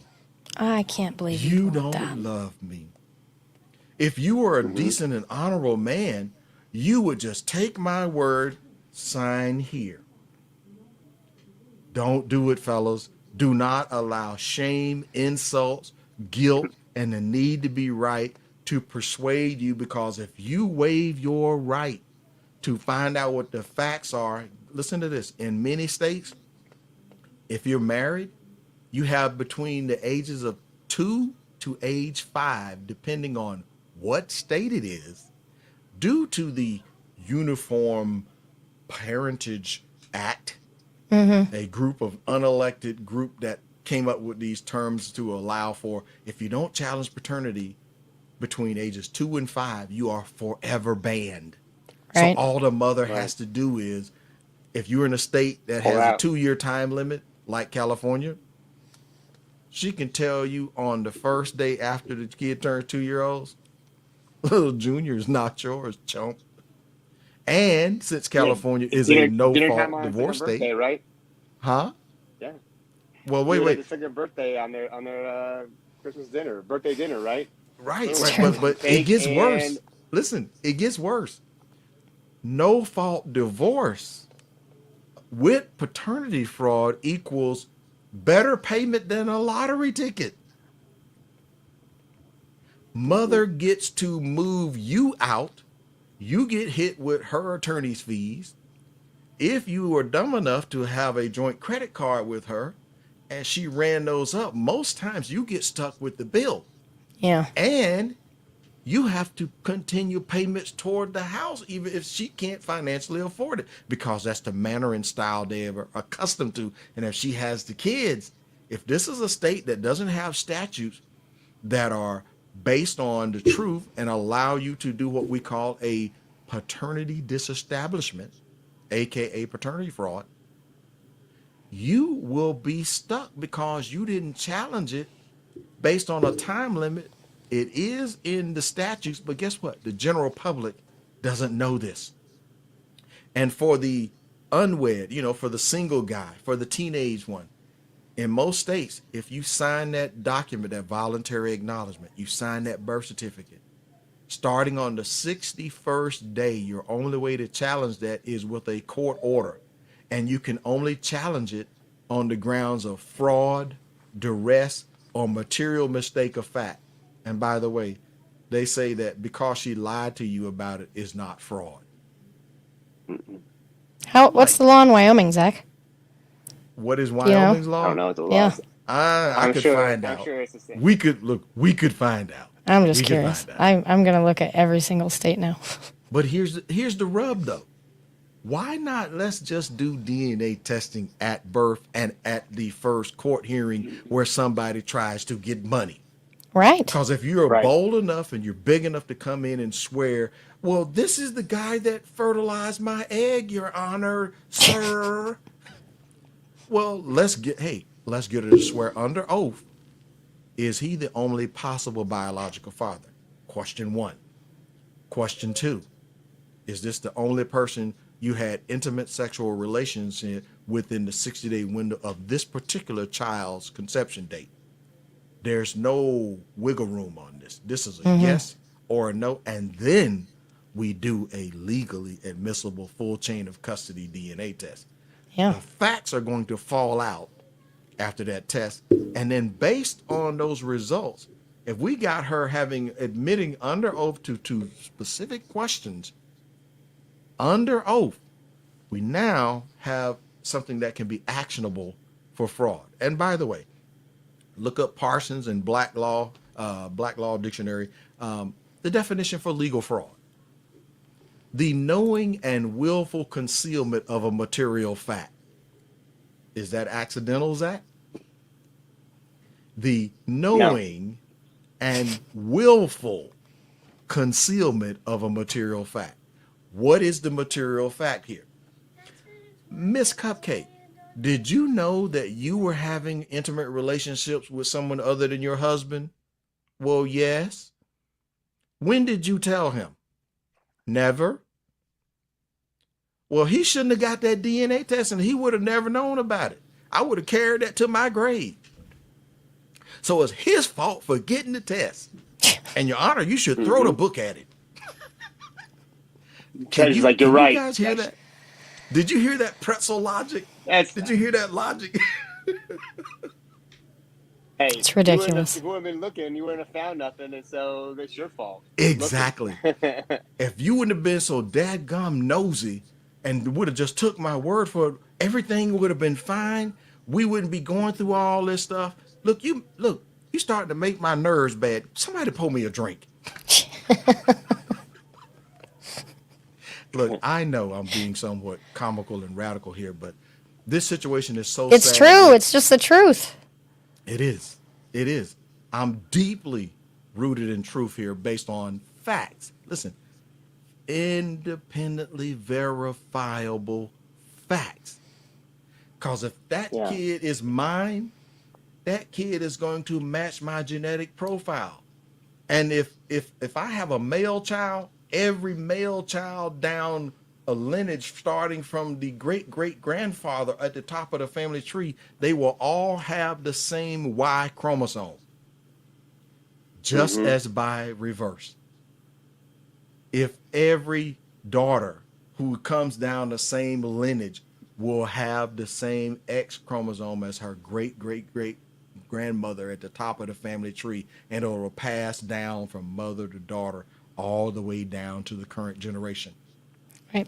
The thing about the great thing about DNA testing to me made it much more accurate than the ABO blood group type testing is the blood grouping back in the 90s, 80s area could kind of narrow the field of who it could be. It couldn't be precise. Now you could exclude people, meaning you could in some cases luck out and get the guy. Oh no, due to this combination, wait a minute, he's got O positive, she's got B. Yeah. Oh no, that ain't even scientifically, medically possible. Right. What? That's his. No, girl, stop lying. That can't be his kid. And then she goes, well, there were 3 more people we could test. We're just back to the Maori days, you know? Remember Maori? 2 if I got to, I guess. You are not the father. I really don't want to. But that part only comes out after Too late. something happened to cause that guy to get a test. Yeah. And what I'm hoping for shows like Kids Need Parents, Deserve Parents, Kids Deserve Dads, the first question should be, is he your dad? Now, I am not against step parents here. So I want to make sure this is clear, because that's a person who knowingly and willingly steps into the role, knowing they are not related to the child, and you have their explicit consent. Listen to that. Let me say that again. You have their explicit consent to take care of a child that he knows he's not related to, and he may even be willing to adopt him. Right. Admirable, but that's a personal choice. I say we should not enforce any orders that have involved sleight of hand, concealment of material facts, blatant outright lies. Well, we escalated. Well, how did you pick the guy as the father? Well, he was my husband at the time, and he made more money than all of my boyfriends, so he has to be the daddy. Oh my God. God, that sucks. That's not a logical, reasonable. If we had jury instructions, what rational, clear thinking person would say, wait a minute, what? You pick the daddy based on what their income is and their financial net worth statement? She's like, well, yeah, that's what sounds like perfectly good thing to me. If he doesn't figure it out before the time limit, I got him. Sucks. Now, It's terrible. I told Alicia at the start of the program, I'm hated on some fronts by the way I present this, but guess what? Sometimes you have to cause people to think. You ask a rhetorical question because you already know the answer, right? But the reason for doing so is to prompt the audience to think. Wait a minute. There's no way she didn't know that she was involved with multiple people. Strike one. She knowingly and willingly withheld that from the person who she told, I'm pregnant and you're the father. That's not accidental, Zach. Well, it was an honest it's not mistake. accidental. Look, it was an honest mistake. Is that an oxymoron? Right. A little bit. I forgot that I had sex with that. When it comes to that, I'm Having sorry. sex It with- it absolutely is. You know, like it escaped my mind. I was, like I forgot remember about that that one. happening, so- Darn. Here it is. Here's how you honestly, get out of just, it. You cross your fingers and say, oops, my bad. It's the way you do things, right? Like, hey, you just ask for forgiveness. You don't ask for permission. Just if I get caught, forgiveness on the backside. That's all I'm going for.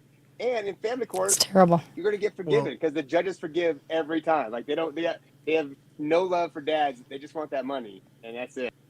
But in this case, it is only the guy whose name is on that court order, whether it be a teen boy Right. or an adult man. He is blamed for not challenging this before he even knew there was a reason to challenge it. Listen, if you told that guy she was involved with 23 other people during that window of conception, and then you tell him, if you sign this document now, number one, you're a fool. Number two, the amount of suffering that you will go through here, she may later come to you in your face and tell you, I played you like a fiddle. We may as well stamp you as an instrument because you're good just to be played with. Oh, damn. How would you feel Maestro. to have somebody get in your face and tell you that? And by the way, I've had guys tell me, the mother gets in their face and says, and you better have my money. She didn't say the kid's money. She said, you better have my money or I will swear out a warrant on your butt. And if you get behind, let my check Don't get be behind. short. If my check's short, your butt will be like grass and I'm the lawnmower. That's a bit hard to take, people. Listen to me. It's hard to say she's a lawnmower, right? Like, I mean, she has all the tools, right? She's Yes. a lawyer who is paid by the state to go out there Yes. and enforce this for her. Yep. There's judges out there, and they're looking for her. They want their money, and she has an army out there on her side to enforce these things and to punish you. Very, very damaging to be punished by them in this situation and stuff. So think about this. It's a wild This place. is pay or go to jail. And then even after you can prove you had nothing to do with creating that child, and even if you want to continue to have a relationship with a kid, if you that, like in my case, we wanted to continue to have a relationship with the child, but just was not willing to give over 40% of my net income to her mother. Right. There's no way you could Right. get me to consent to or ever agree. Once I know this kid is not mine, I am not willing to agree to an order that says pay 10%, 10 cents. Right. I wasn't willing to pay 10 Right. cents per month. But here's what I propose to a child's mother. If you let us continue to see her, we will spend money on her while she is with us. And we will still continue to do things for her because she's been an integral part of my family's life. She was a member of Right. my church family. And we love her. The I was mother going to said- ask. Right. Sorry. Well, the mother says, only if you agree to pay for supervised visitation and you have to still pay under the court order. Did you tell her to kick rocks? Yes. Right Right. then, Sad, Yeah, but I'll talk to her in a year from now when she's guys, 18. And I have right to go through then, you. I understood why some people cuss. Mm-hmm. I completely Why, right about that time, somebody would have been using all of their vocabulary that would make a sailor blush. Let's just say my no was a very strong no. And I said, are you sure? Because I'm not going to ever agree to you keeping, look, me agreeing to stay under their order is allowing my freedom to be based on your state of mind and your mood. Absolutely not. Right. Because look, you would upset the whole financial stability and emotional stability of my entire household based on your lies. Now you're going to treat me now as if I'm somehow the bad guy. If you had told the truth in the beginning, I'd never know your child. Yep. Your child would never know me. And by the way, that other gentleman who she named from the adjacent state, she says, well, if it's not Mr. Smith, it could only be Mr. EW. And then based on that, well, since we had her under oath, I gave some questions to my attorney that I wanted to know. And based on those answers, she actually got pregnant 6 weeks after I broke up with her. That is not the story, Elisa, that she told. Oh my goodness. 6 weeks. I was never in the possibility of being a paternity candidate. All she But had your to money do- was. There you go. There you go. Staff Your money was. engineer. Listen, staff engineer, 2 cars, 3 bedroom, 2 bath, brick house, fireplace. She said, this the one. Right. I had a crew of 8 DJs that worked for me. I've been a DJ in college and had taken it to the professional level. We were charging $200 an hour, providing Wow. sound, light, music, special effects, laser, the whole shebang. If your money was good and you signed a contract with a 50% deposit, we would do the grand ballroom at the Marriott Marquis in the Hilton for you. Your event was going to be off the hook. And I met her at Sounds one like of it. my client functions. Wow. I should not have offered to take her home. You dummy. It's what all the guys are in this spot, right? We're all here for the exact same reason, man. Dang it, it was fun. And she looked cute in the moment. I couldn't help myself. And bam, Yeah. the system. And by the way, system I don't comes drink. down hard for being a human. You made a and conscious having human decision. urges and- Yep. I don't Yeah, drink. right. I don't drink at all. And the client asked me, well, she was there near the end when, me and my roadies are there and we're packing all the gear up and she was still there. And the client asked me, well, hey, you mind dropping her off? She lives not far from here. You mind dropping her off? And I did. And I snagged her phone number. Dummy. Right? I thought you were so cool in the moment, though. You're like, man, I got that girl's number. How awesome am I right now? Live on best Yeah. life. You know what, though? You look at those things and that stuff happened.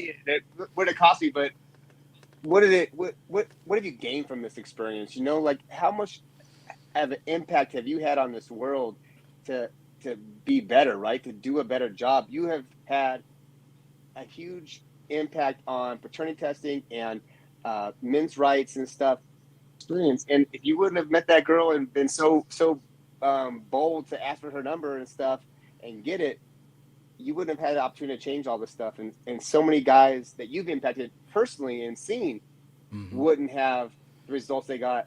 And how many other millions of men out there right now are safe because of the work? It's amazing. And I'm glad you got that girl's number. That's one way to look at it. As much as I don't want to accept that honor, That is one way. I will concede the point that some good has come out of all of that miserable stuff. All right. And I would say not only did I get a chance to, be an advocate and a spokesman on paternity fraud internationally, including for Japan and several other countries. I've also advocated for legislative reform to change the child support laws so that they would be based on both parents' income, and also the whole principle about equal shared parenting with a Yes. rebuttable presumption of equal shared parenting. I've gotten a chance to advocate on that behalf. I wasn't the author, but I took what other people were doing, like Mark Ludwig and that organization. Um, I think they're doing phenomenal work. But look, someone has to be able to carry the message into other communities, right? And what I found that sometimes some groups of people, because if a person doesn't look that like them, they may not be so willing to hear the message unless Right? someone brings the message to them. And Yes. I've said this also to certain political parties that listen, sometimes you got to go to the mountain rather than hope the mountain comes to you. So if you're the better party and you're offering more choice and you're offering things that are more helpful to the economy and to the people's way of life, sometimes you got to get the message to them directly. I'll go. Yeah. And that Right. why am I'm making this point? To have the success in achieving as a rookie, achieving 163-0 state representative support, 45-5 in the Senate. That tells you I cut across all political party lines, cut Yeah. across social economic lines, cut across ethnic lines. You name the I mean, line, Georgia's we a hot, crossed hot, them. hot state, right? You're inside the loop, it's Democrat. You're outside the loop, it's Republican, right? That's not how it works in Georgia. So I mean, you got to cross both those places. So Well, I it's I myself I myself am a registered conservative, but you got to work with whoever's elected to the seat. Yeah. These are human rights issues. These are not partisan issues. What I have seen for eons is people go in and try to make the human rights issue a partisan issue, or they try to use it to flame a gender war. Yeah. Bad strategy. Just like there are things that affect moms who are primarily custodial parents, there are things that affect dads who are custodial parents. Mm-hmm. Flip the coin the other way. Yep. There are things that happen that severely affect non-custodial fathers. Well, guess what? I'm this crazy guy that would support a mother who's a non-custodial mom who has experienced the very same thing that our other 90% of guys are, because the media will listen to her one story to help get our issue out on the stage. Some people are not willing to think strategically, and they will tell that woman, get out of here, lady. You need to go get your own group, go form your own group of non-custodial mothers. Oh, we heard I it mean, around here. yeah. Yeah, That's that. Why do you think I told you before we started this call that at least you be the lead for shared parenting in Wyoming? I mean, I'm not an idiot. exactly. Because what? It's human rights. It is. Right. It doesn't Absolutely. matter about the gender, the ethnicity, the partisanship. Look, for most, I'm gonna say for my 30 plus years I've been out as a citizen advocate, what I have found, regardless of the people's background, if they were treated fairly with justice and decency, equality, a lot of people could handle losing in court that they didn't get 100% of what they got, but they walked out with 45. There you But go. Yeah. sad to say, in a lot of the family court arena, it is a winner take all blood sport. And if you're the non-custodial parent, you're on the bottom coming in the door. Mm-hmm. You're coming in on the bottom, looking up, saying, wait. When I lived with my kids, I was good enough to see them every day. Now that we have two different addresses, I'm only good enough to see them once On the every weekends. other week and once Yep. every other weekend and 2 weeks in the summer. Unless I buy my house right down the street from where my kid lives. I'm going to buy my son's mom a townhouse. He can live like next door. My son thinks it's the best idea. Yeah, we could put a gate between the fences. And I was like, heck yeah. And she's like, she goes, if you bought the house and you live right next door, he would be at your house every day. And I was like, I know. That's why You're like, I'm so? Exactly, every exactly. single day. But Yeah, I know. She's like, I but can't what let do him we go to you hear? every day. Yeah, I'm going to ask this question to you guys. I know that I've heard yeah. this for probably 30 years. They say, well, why didn't you dads fight more to see your kids more? And I always shout back, Mm. you moron. Why did he have to fight at In all? the first place, yeah. Because look, for all of the time that if the kid was with him, doesn't that mean you're freed up to go do other things? Yeah, Oh, yeah. oh, wait a minute. That you mean if you wanted to do an educational upgrade and shall we say enhance your marketable skills so that you could become a nurse or get your MBA or whatever, while the other parent has the kid, you could be working on your online courses and enhance your earning potential. Well, gee, or you could go out and go on a date. How would that be bad for you? Then you know what they tell me then? You're making too much sense. Stop talking. If they were honest, Right. they'd go, well, gosh, the more I'd rather have somebody else Amazon has the take care of kid, then the everything. less money I get. So, But they also have less expenses though. Well, oh, we talked, and we had Emma you would Johnson come on, think, and she's a just, wonderful just, writer and activist. You would think, yeah. Emma Johnson came on, and she was talking about that. And she's written a couple of books about shared parenting and how it benefits women to actually have the kids be with the dad. Like flexibility, it gives you a chance to collect yourself and regroup and be a better mom because you yes. have that time. And like you said, you can go out there, you can get more skills, you can go out and go dancing, you can get out with your friends, and you don't gotta do it at the detriment of your kids connecting, that kind of stuff. You get to do it while they're being supported, and then when you get them back home, you have just that much more to give. Your cup is so much more full that you can just be a better giving, more connected parent. But what happens when you do that is that the state makes less money, and they hate that. So how you Yeah. gonna pay for all these programs? Like we got a lot of employees you got to take care of right now. Kids. Well, here's a radical idea. If we downsize those state agencies, then wouldn't that reduce the burden on the taxpayers of the state? Mm, You would Okay, so think, then but yeah. so let's change the model a little bit. Watch this. I'm gonna flip this in reverse. So if I had a Thanos snap, ooh, I want a I Thanos would moment. I would flip this. Oh, maybe hold on. Let me put my echo on. yeah. There we go. If I had a Thanos snap capability, we wouldn't make the support based on how much we keep the kid away from the non-custodial parent. I would reward the people who made sure the kid had frequent, consistent, quality contact with both sides of their family and with the parents operating in a spirit of cooperative support for the kid.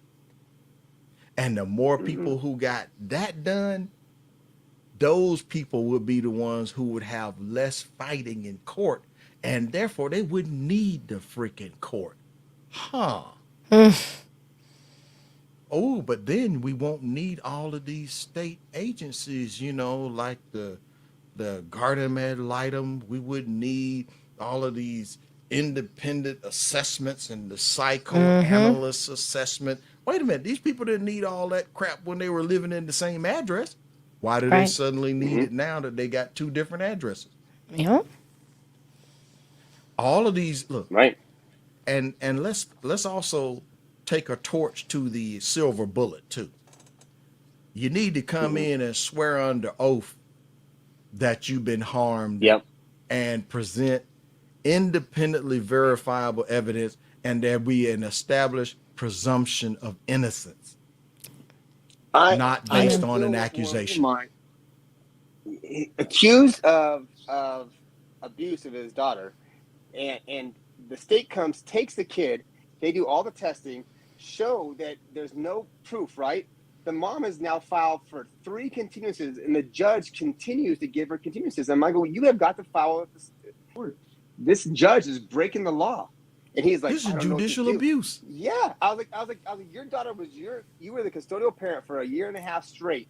They took the kid on lies. The state has done their tests, still has not given the kid back to you. And this lawyer for the mom and the mom continue to keep filing continuance to him. So the liar, the fraudulent, abusing parent who is abusing the kid by holding him from a loving and caring father is in control of this kid. And the dad is sitting here because he has no money, being kept from the kid. And the judge, knowing she's breaking the law, does not care one bit about breaking the law. And I'm convinced this judge is going to give the mom custody after it's all done, even though all the agencies are going to say that she lied.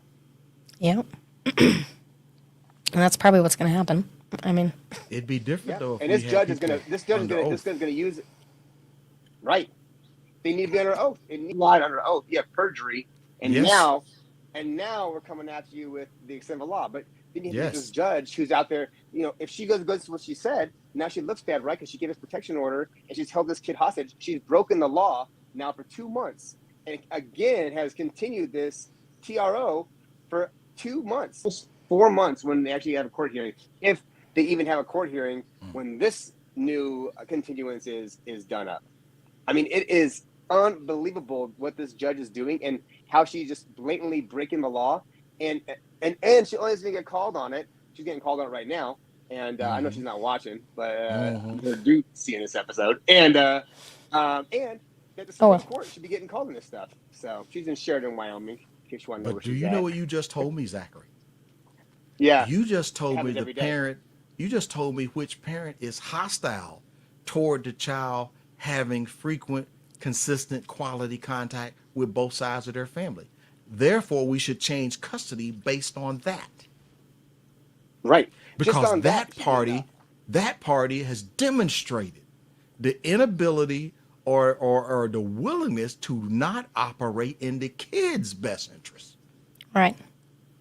And we've talked about that a little bit before, that there are a few more judges, it seems, to be coming around. Shout out to Jared Black there. Yeah. It makes too much sense. Anyway, some judges that will switch custody based off that. But only after a long pattern. That's true. I've seen over years, I've seen the custody change, but the person that had to come back for 54 hearings. Do you know? Right. Look, yeah. I'm going to shock you with something here. Do you know what one of the number one causes of bankruptcy is in America? Family court. I'm just guessing. That's right. And I was going to say. Yes, I got it. Look, to the non-custodial parent, guess what the number one cause of bankruptcy is? Family court. Right. Family court. Yeah. And I got that information from bankruptcy attorneys. Wow. Mm-hmm. Think about that, people. They do family law and bankruptcies. That's what I do. That's my specialty. Oh boy. Look, I've actually seen child support agencies go after judges who were trying to be fair. In Texas, I saw this judge. I think maybe his last name was Hanshin or something like that. But the judge, when paternity fraud cases came in his court, he's like, "This is ridiculous," and he would set them in free. Do you know the child support agency all the way up to the what's the darn highest office? The attorney general's office. Okay. Would appeal and win because the judge dared to venture outside of established case law. Wow. So yeah. And they actually campaigned against this. They campaigned against that judge. Yeah. But the people reelected that judge. Right, because they don't know anything. That's why most people have no freaking idea what these. He's already been the judge. I'll just reelect the same guy because. But in this case, this was a good judge. This judge was. Remember, family court is a court of equity. So if you don't have statutory law to limit what the judge can do, the judge has broad discretion. In fact, I don't think there's a court where a judge has as much discretion as family court.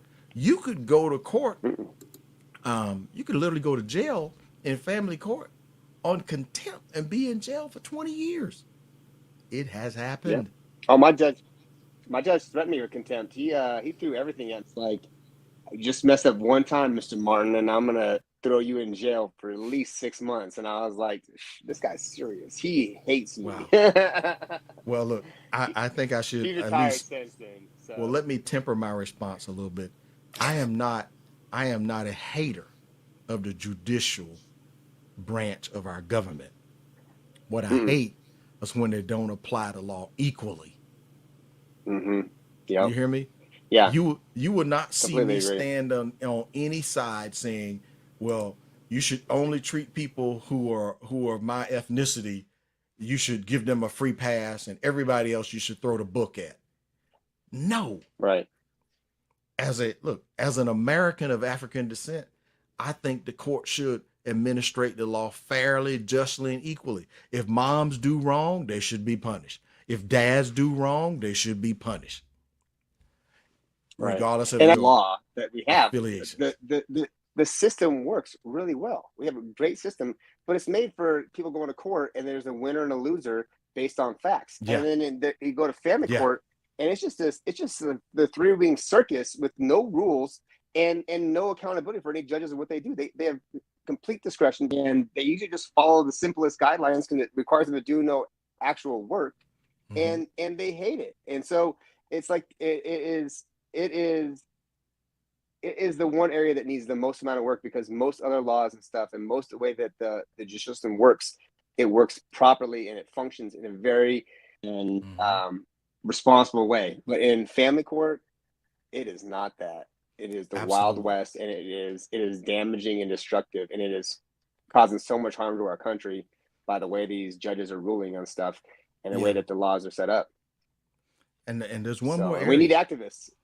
Look, and we need activists and advocates, but one more area that I've since, I had enough experience with it. I learned it or found out the number one reason that people don't prevail past their bench trial in family court is family law is an area of discretionary appeal. Let me say that slowly. Discretionary appeal. So the next higher court is not required to hear your case. So if you lose at the first trial, you have one hell of a mountain to climb. Even with the facts, with your record, you got the transcripts, you brought in your own court reporter, you have established case law that is ruled in your favor. The next higher court does not have to hear your case in family law. So you're constitutionally protected in criminal law. And I've seen, Zachary, people, they think that because it works one way in criminal law, they apply that mindset to family law, and they're like, but how could I lose? I got the facts. Yeah, but you didn't win at the bench. Right. And your facts got to be extra special at that point in time, that the judge abuses discretion, because otherwise, hey, sorry, judge gets to decide, and he hates blue, and you should have known that, but you still wore blue, so therefore, every other weekend. So. And the higher court will defer to the lower court, saying, well, the lower court had the benefit of listening to witnesses and testimony, and anything that's not in the record that you submit to the higher court, you don't get to bring up unless you're bringing up constitutional challenges. And those constitutional challenges, I had attorneys look at, and they said, you were on point. However, because it falls in family law, it's a discretionary appeal. So your state appellate court could choose to not hear it. Your state Supreme Court can decide to not hear it. And the U.S. Supreme Court, even when presented with evidence of over 1 million men and boys in the same spot, can choose to not hear the case, not even provide you with a reason for why they rejected your petition. And when you don't know the exact reason they rejected your petition, that 10, 15-day window, whatever it is, you trying to do a motion for reconsideration, you literally throwing the balls up in the air trying to figure out, well, what else can I say that I didn't do? I shot for bear on that round when I took it before them.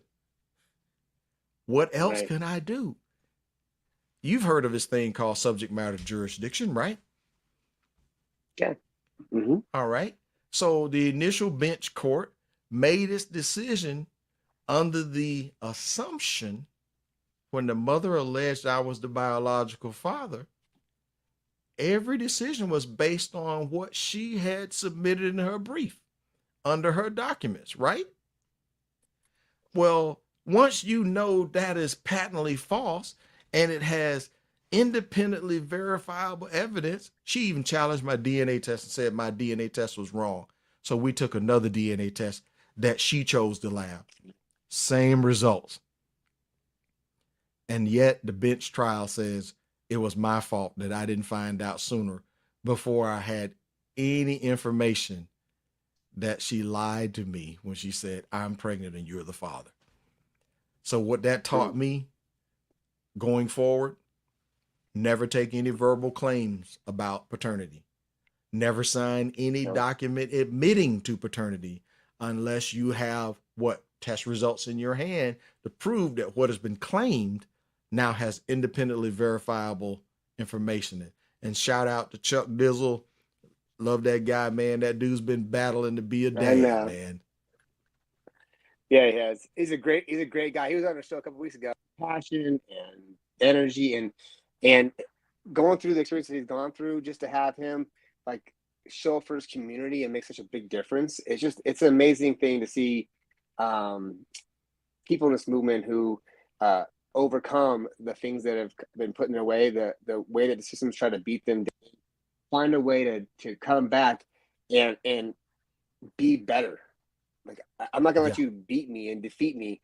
I'm gonna be a better man and a better citizen for our community because of what you've done, and you can't stop me. And that's what he does. And it's pretty amazing. You should check it out. Believe me, I've talked to him. I've talked to him. I know the guy. I've talked to him. Yeah. I love Chuck. Yeah, he was hitting me up while I was on the thing. I was like, "Yo, I'm on the podcast with Carnell. Why are you not on here right now?" So there you go.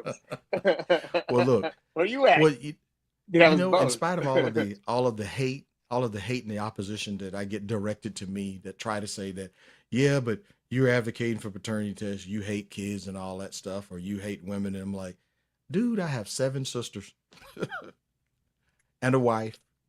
Right. And a daughter. Right. And 2 granddaughters. I don't hate women. I hate when the court uses lies to punish an innocent party for what the liar did, and then make that guy suffer. Because here's the thing. You endangered my life and my liberty and my pursuit of happiness. And if I go to prison for refusing to pay this child support, my wife and my daughter, DNA verified daughter, would be out in the streets. Now, how would that be fair? How would that be just? How would that have any sense of like equality? One woman lies and a married woman and her baby suffer because the other woman lied to that woman's husband. And that's his fault? No. I refuse to accept no it. logic in it whatsoever. Yeah. No. I'm glad you've been fighting for it. I think it needs to be done more often, and maybe it's something you and I it's something that I would like to spend some more time with you working on.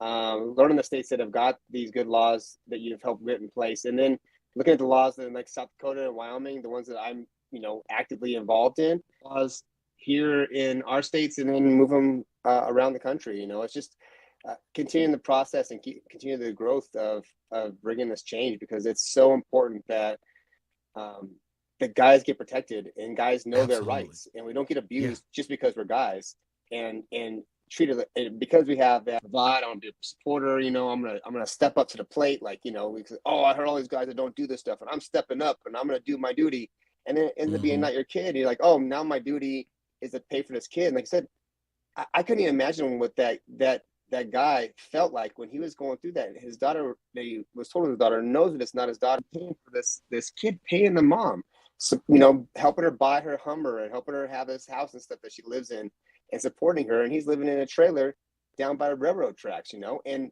Yeah. she has all this stuff because she lied and stole from him, Yep. having Yep. this kid. And it's like that shouldn't be okay. But that is the way we have to and it's not fair. It's not. It's not Yeah. fair. Hey, Absolutely. Carnell, how can people get a hold of you? Well, thank you, Zach, for allowing me to be on with you. I know it was a long interview. I hope this will be No, something man, a that blessing. will inspire people that when you are a victim, don't just lay down and take it. Find out what can be done about it. So how can they reach me? I'm Carnell Smith. I am the Paternity Coach. So how you reach me at thepaternitycoach.com. paternitycoach.com. From there, you'll find there are some ways to engage me in some services. I provide coaching services. Some people want to tackle legislative reform. Some people have concerns and questions about their own family law cases. I helped a lady whose father for the kid got killed on his job, and she had never established paternity for that kid.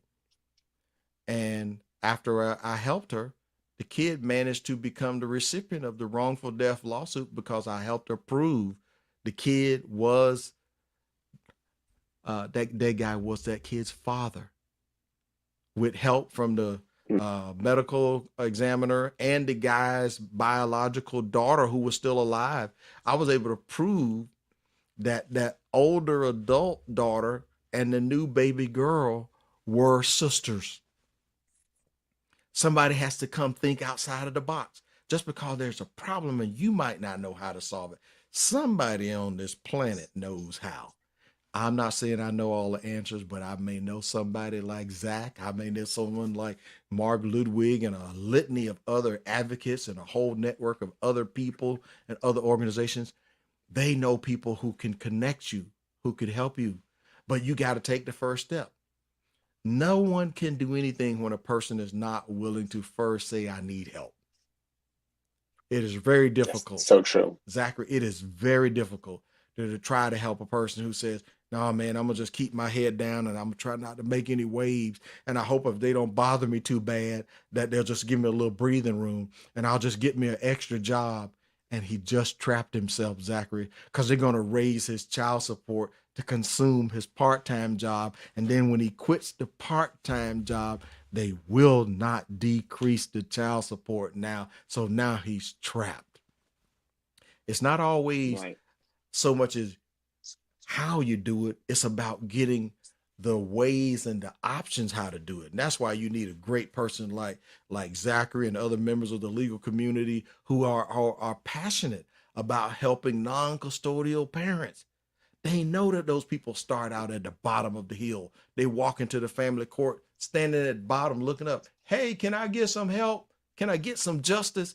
Your Honor, can my kid count on you to help them have frequent, consistent contact with both sides of their family? Your Honor, can my kid count on you? Now, I'm Carnell Smith, the Paternity Coach. I think that everybody can be an advocate in some way. You can learn how to do court watch. You can help somebody else's case. You can testify on what you saw happen in family court. You can tell your legislators about it. You can tell your church about it. You can ask your church to pray for non-custodial parents, because guess what? It ain't just moms that need help. Because Father's Day is coming up, and this is one of the number one loneliest holidays of the year. I'm going to say it again. Father's Day is one of the loneliest holidays of the year, and the father will be making the financial contribution, working like a mule and paying the bills, and no one gives him credit. But yet, all he's deemed is as a disposable resource. We're men, we hurt too. We're men, we got a heart, we bleed, and we love our kids. Kids need dads, and dad needs kids. And I'm an advocate for both. Heck yeah. Yeah, me too, man. Hey, Carnell, I love you, man. I appreciate your time coming on today. I think he was so right that everybody has an opportunity and responsibility. Like, do it for yourself, do it for your kids. Like, this is something that needs to be fought. There's so many things that you can do. You don't have to go out there and go to the Supreme Court and do this big fight, but you can show up. You can send an email, you know, you can make a phone call. Make a phone call and just say, hey man, I want something about shared parenting. Even just having that discussion makes a big difference. Being one of those people who makes that call, who sends that email, even if you can't show up, and they track those things, they know what's going on, and the lawyers show up. The lawyers show up. The DV advocates, they show up. The people that are against us come in force, and they get paid to do it. Yep. And we don't, and we have to give up on work. But you can show up in other ways and get your voice heard, and you need to go out and get your voice heard. We're at the city on Father's Day. We're doing the largest outdoor water gun fight here in Rapid City, South Dakota. And next year we're going to set the Guinness World Record, and it's going to be amazing. And like, come to those things. Send me some pictures. City, come. Oh, dude, I'm going to send you some pictures. It's going to be fantastic. I've gotten some big support from a few things this year. It's going to be incredible. But Philly Slim, if you know Philly Slim, yeah, Philly's coming out. He's going to be the DJ, and he's going to be the this is going to be off the hook. Show. Yeah, dude, it's gonna be legit. So it's gonna be a lot of fun, and that's the stuff that I really enjoy and I'm good at. And so we have a whole bunch of events coming up here in Rapid City, and doing the part that you can do to help out other dads, help the experience to be better, and then fighting to be the change. Because what you don't want to have happen is I don't want my son to go through what I went through. Yes. And yes. Only way I can prevent my son from doing that is by being active every day, doing these things. I went to law school because of that. Of what I had, and knowing that I needed more tools to do this combating, and that there was nobody out there doing what I want to do. And so I'm here now. I'm going to pass the bar July 31st, and I'm going to continue to keep making a bigger difference. And I can't wait to do more stuff with you, Carnell.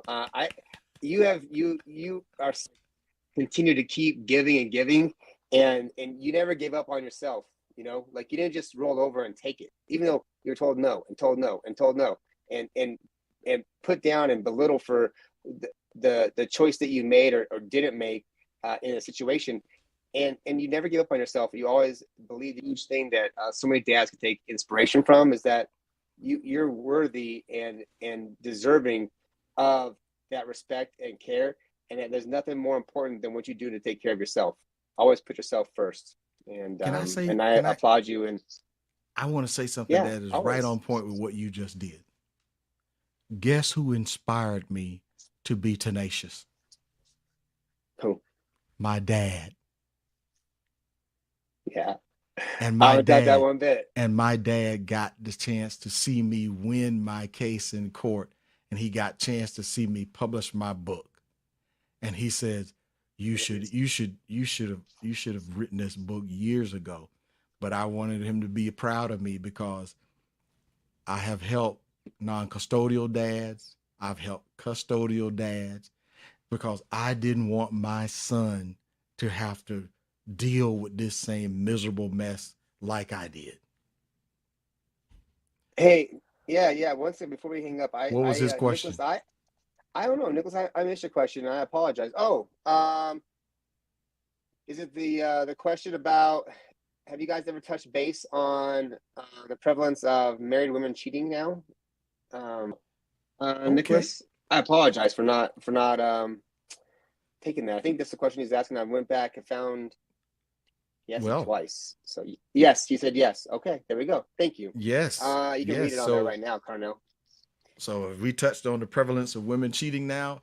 Yes, and this is a direct spinoff of second, third wave feminism. That whole thing about where they can do everything that men can do. Usually this whole belief that men are the only ones who have multiple intimate partners. Not true. Right. Men may have had the most publicity on it, but a lot of times women try to use shaming tactics to try to suppress men on speaking out about these things. Thank God that we have the internet and social media where men have started to see across the planet that what's happening to the guys over here It's happening to the guys in America, in the other Western speaking countries.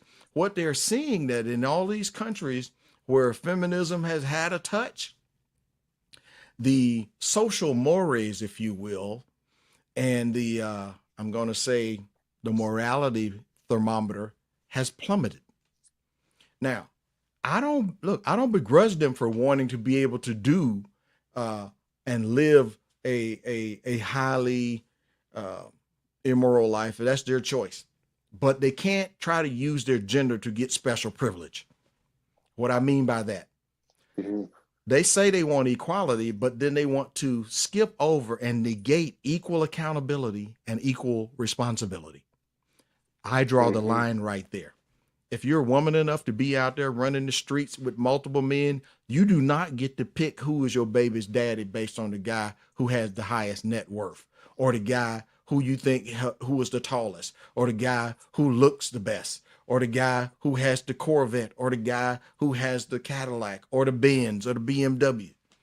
All of these, or the guy who looks most like the baby. All of these are patently proven low standards to pick a child's father. These women go so far as to try to pick the father after they have conceived. This is preposterous. If anything, if we did DNA testing as a standard practice using what we call economy of scale by increasing the number of tests, we could actually drive the cost of testing down to the point where it should be part of the standard package with the insurance program, so that before that baby rolled out the hospital, we would know whose name really belongs on that birth certificate. Because if you're alleging and you're willing to swear under oath that this is the biological mother and this is the biological father, then that kid can rely on that document as a bona fide, verified document of authenticity. Anybody else, that's just a document that has some words on it. It doesn't prove that's your mom. It doesn't prove that's your dad. It just proves these are some people who signed the document. Listen, in the hospitals, when a mom swaps babies accidentally, or there have been women who've gone to the hospitals and kidnapped other people's babies and tried to leave. When moms leave the babies with the wrong baby at the hospital, that is deemed to be so significant and so important that biology matters when women get signed up with somebody else's kid. When in biology should matter when somebody who is the father's found out he's on somebody else's kid's birth certificate. Now, that doesn't negate people who knowingly and willingly adopt kids or participate in assisted pregnancy, like in vitro fertilization, artificial insemination. These are things that the guy participate in with his explicit, his explicit consent up front. No trickery, no lies, no hiding. All of those things, right? We should remove those from, weapons of choice to allow women and girls to just pick the guy who she wants it to be. That's not how this is done.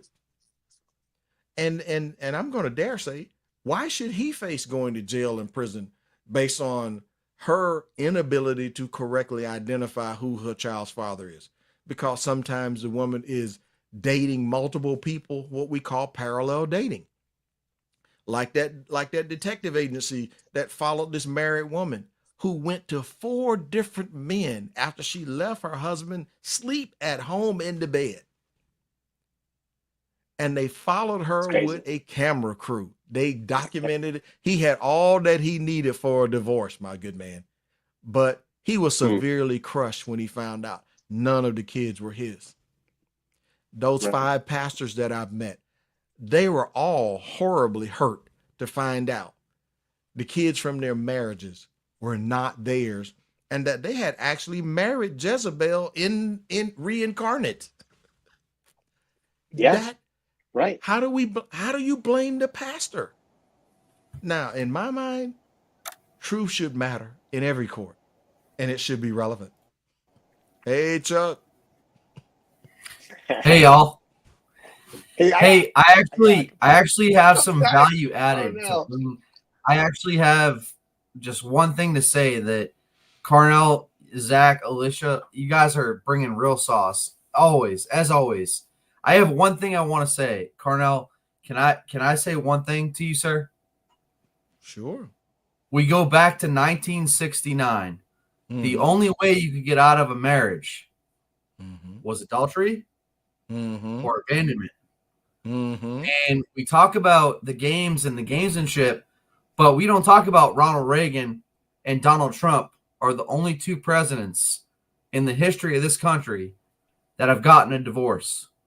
And Ronald Reagan manipulated legislation so he could get out of his divorce, which was the definition of how we got to no fault divorce. I'm so sorry, Carnell. I just wanted to come Wow. on there and Okay. you've got infinite wisdom, as does Zach. But like, do you have thoughts on like how do we combat as a guy where it's women get cash and prizes and all the things, Mm-hmm.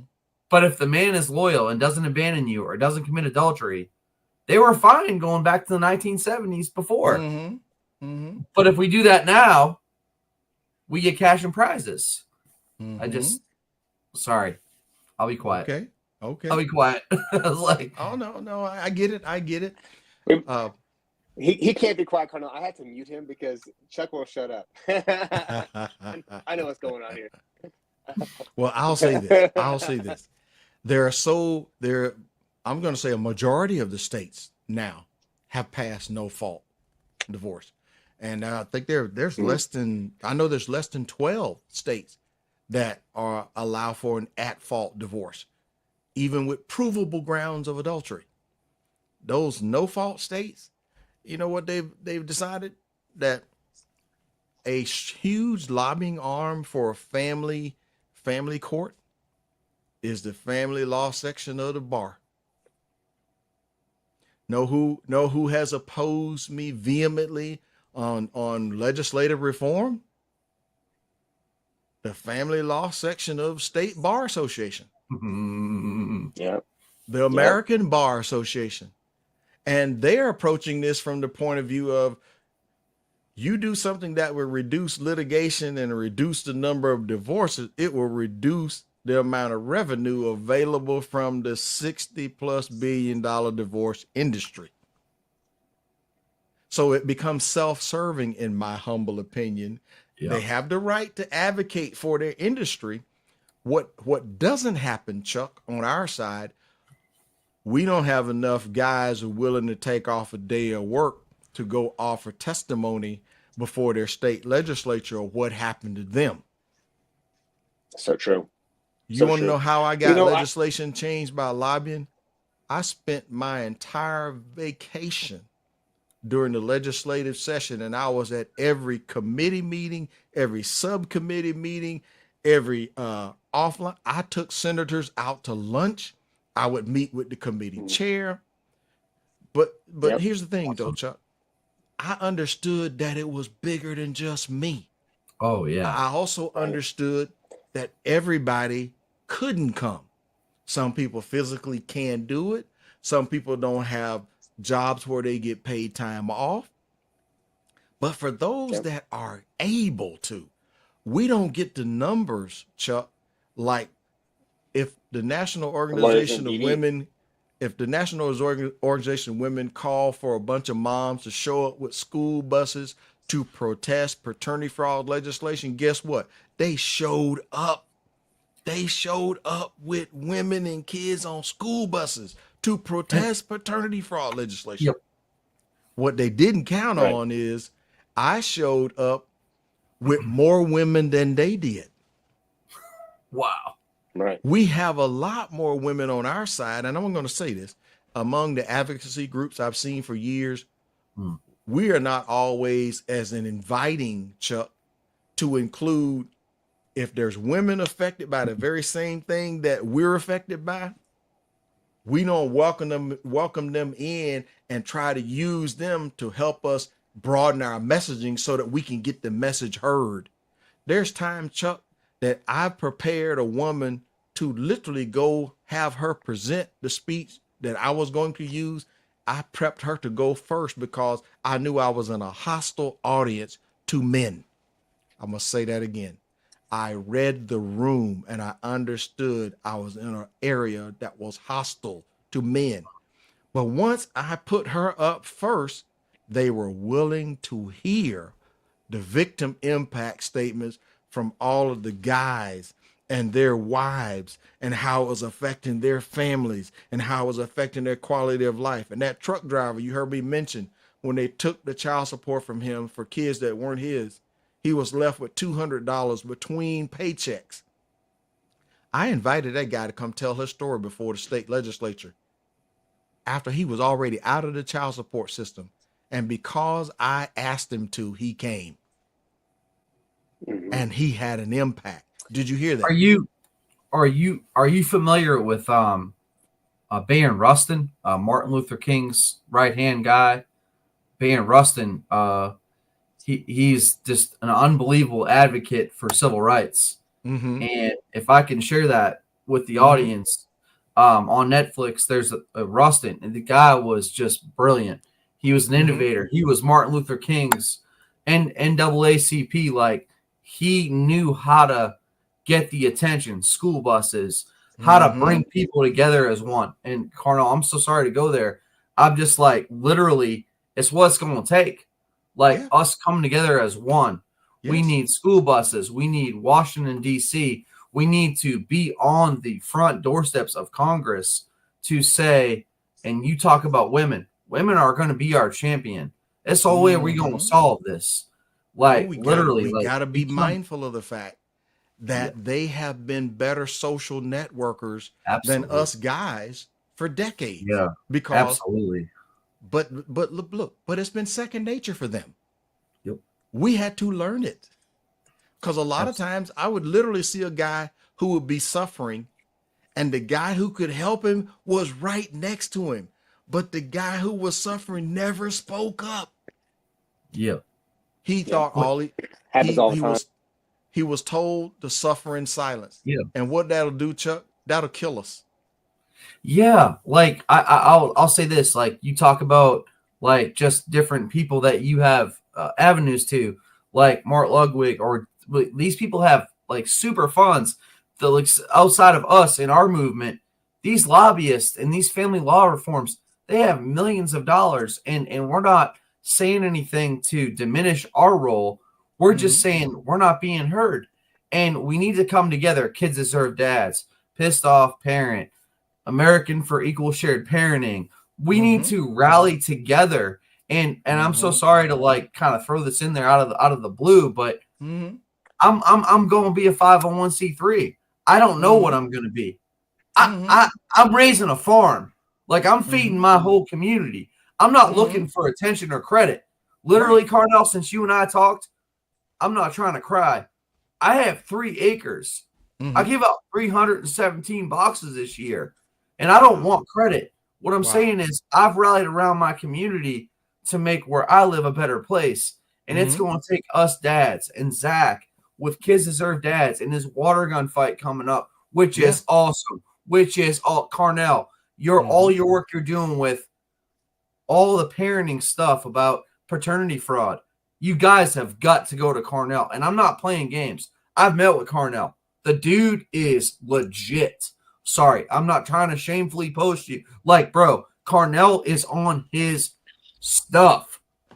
Legit. And I'm sorry to like bring it together, but like, we're a team. We've got to be a team.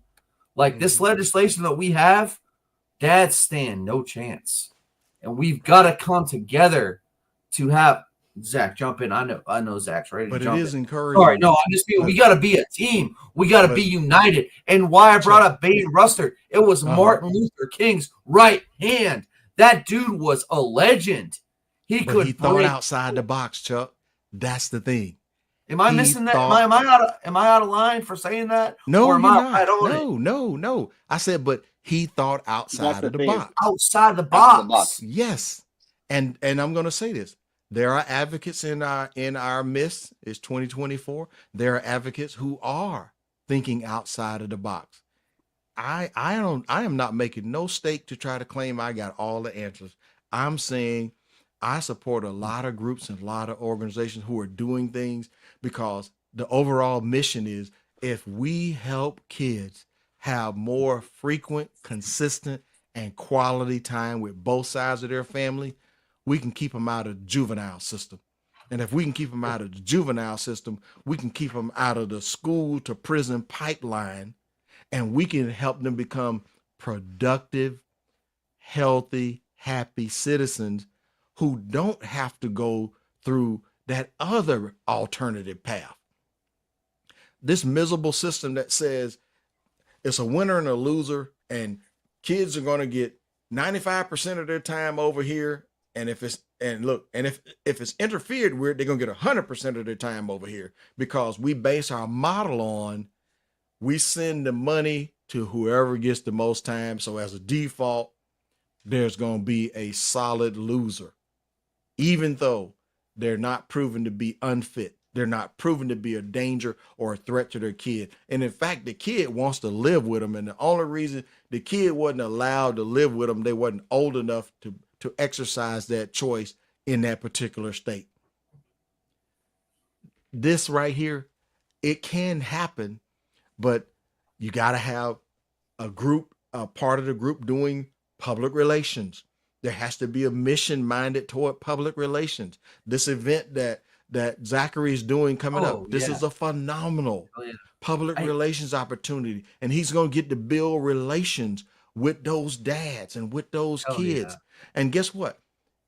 Smart-minded people will start to teach kids, you could do things to help us reach other kids, like those kids who wish they could see their dads, who wish their dads could be here. We could help the kids talk about, well, what would it be like if they could have their state legislators help kids like them get to see their dads more. PR event is necessary. There has to be a advocacy mission minded toward legislative reform. Come to legislators with solutions. Sometimes people go to them and just tell them, we want all of these demands or nothing. That's a dumb strategy. Go in and be willing to do what I call incremental victories. If the first year you go in and you get 30% of what you wanted, man, that is a freaking victory. Don't go in saying, if I don't get 100%, you guys suck, and then turn around and alienate the very elected official who you need their vote for. Too many people do that the wrong way, Chuck. And then they make it, they end up making it a personal flame war with the person who's elected to the seat. I say one thing, so just for the audience out there, like, I've been going through this for 6 years. I've gotten 3 hours with my kids. I love them to all my heart, and I'm not being negative. I think if we could get doctors, like, if you're fit, willing, and able, and you get that diagnosis from a psychiatrist, from a medical professional, how can a judge then say, we're going to award full custody to the custodial parent?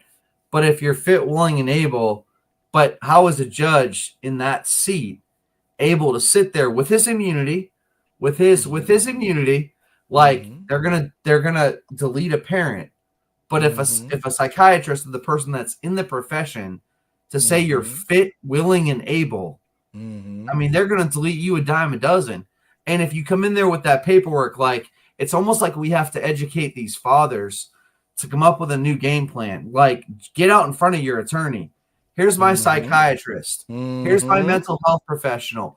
Here's my, like, all these things, and say, get these people, psychiatrists here, and I'm fit, willing, and able. I can parent my child. And you go in there to the court, and the judge still gets to say best interest. But you got to play the long game, Chuck. You got to come in and play the long game. Remember, hold on, listen to me. There was a time that using what we called almost it was almost a genteel. They were so accustomed that from a societal point of view, kids were automatically raised by mothers as their first teacher of culture. And because moms, by and large, at a date and a time, over probably 90% of moms were stay-at-home moms back in that date and time. We're no longer in that day.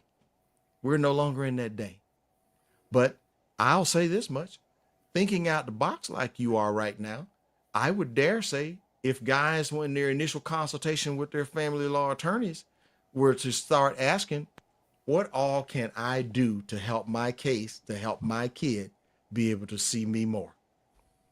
And if it means I go get the drug test, I go get the psychological evaluation, I go do all these things. So as a preemptive strike, I arm my advocate, my legal counsel, my legal eagle to come in and do battle for my kid. Look, not for me, to do battle for my kid. And every time I'm talking in the court, I'm talking about, Your Honor, kids who get frequent, consistent, quality contact with both of their family. And it can't be once every other week and once every other weekend. That ain't quality contact. That ain't consistent contact.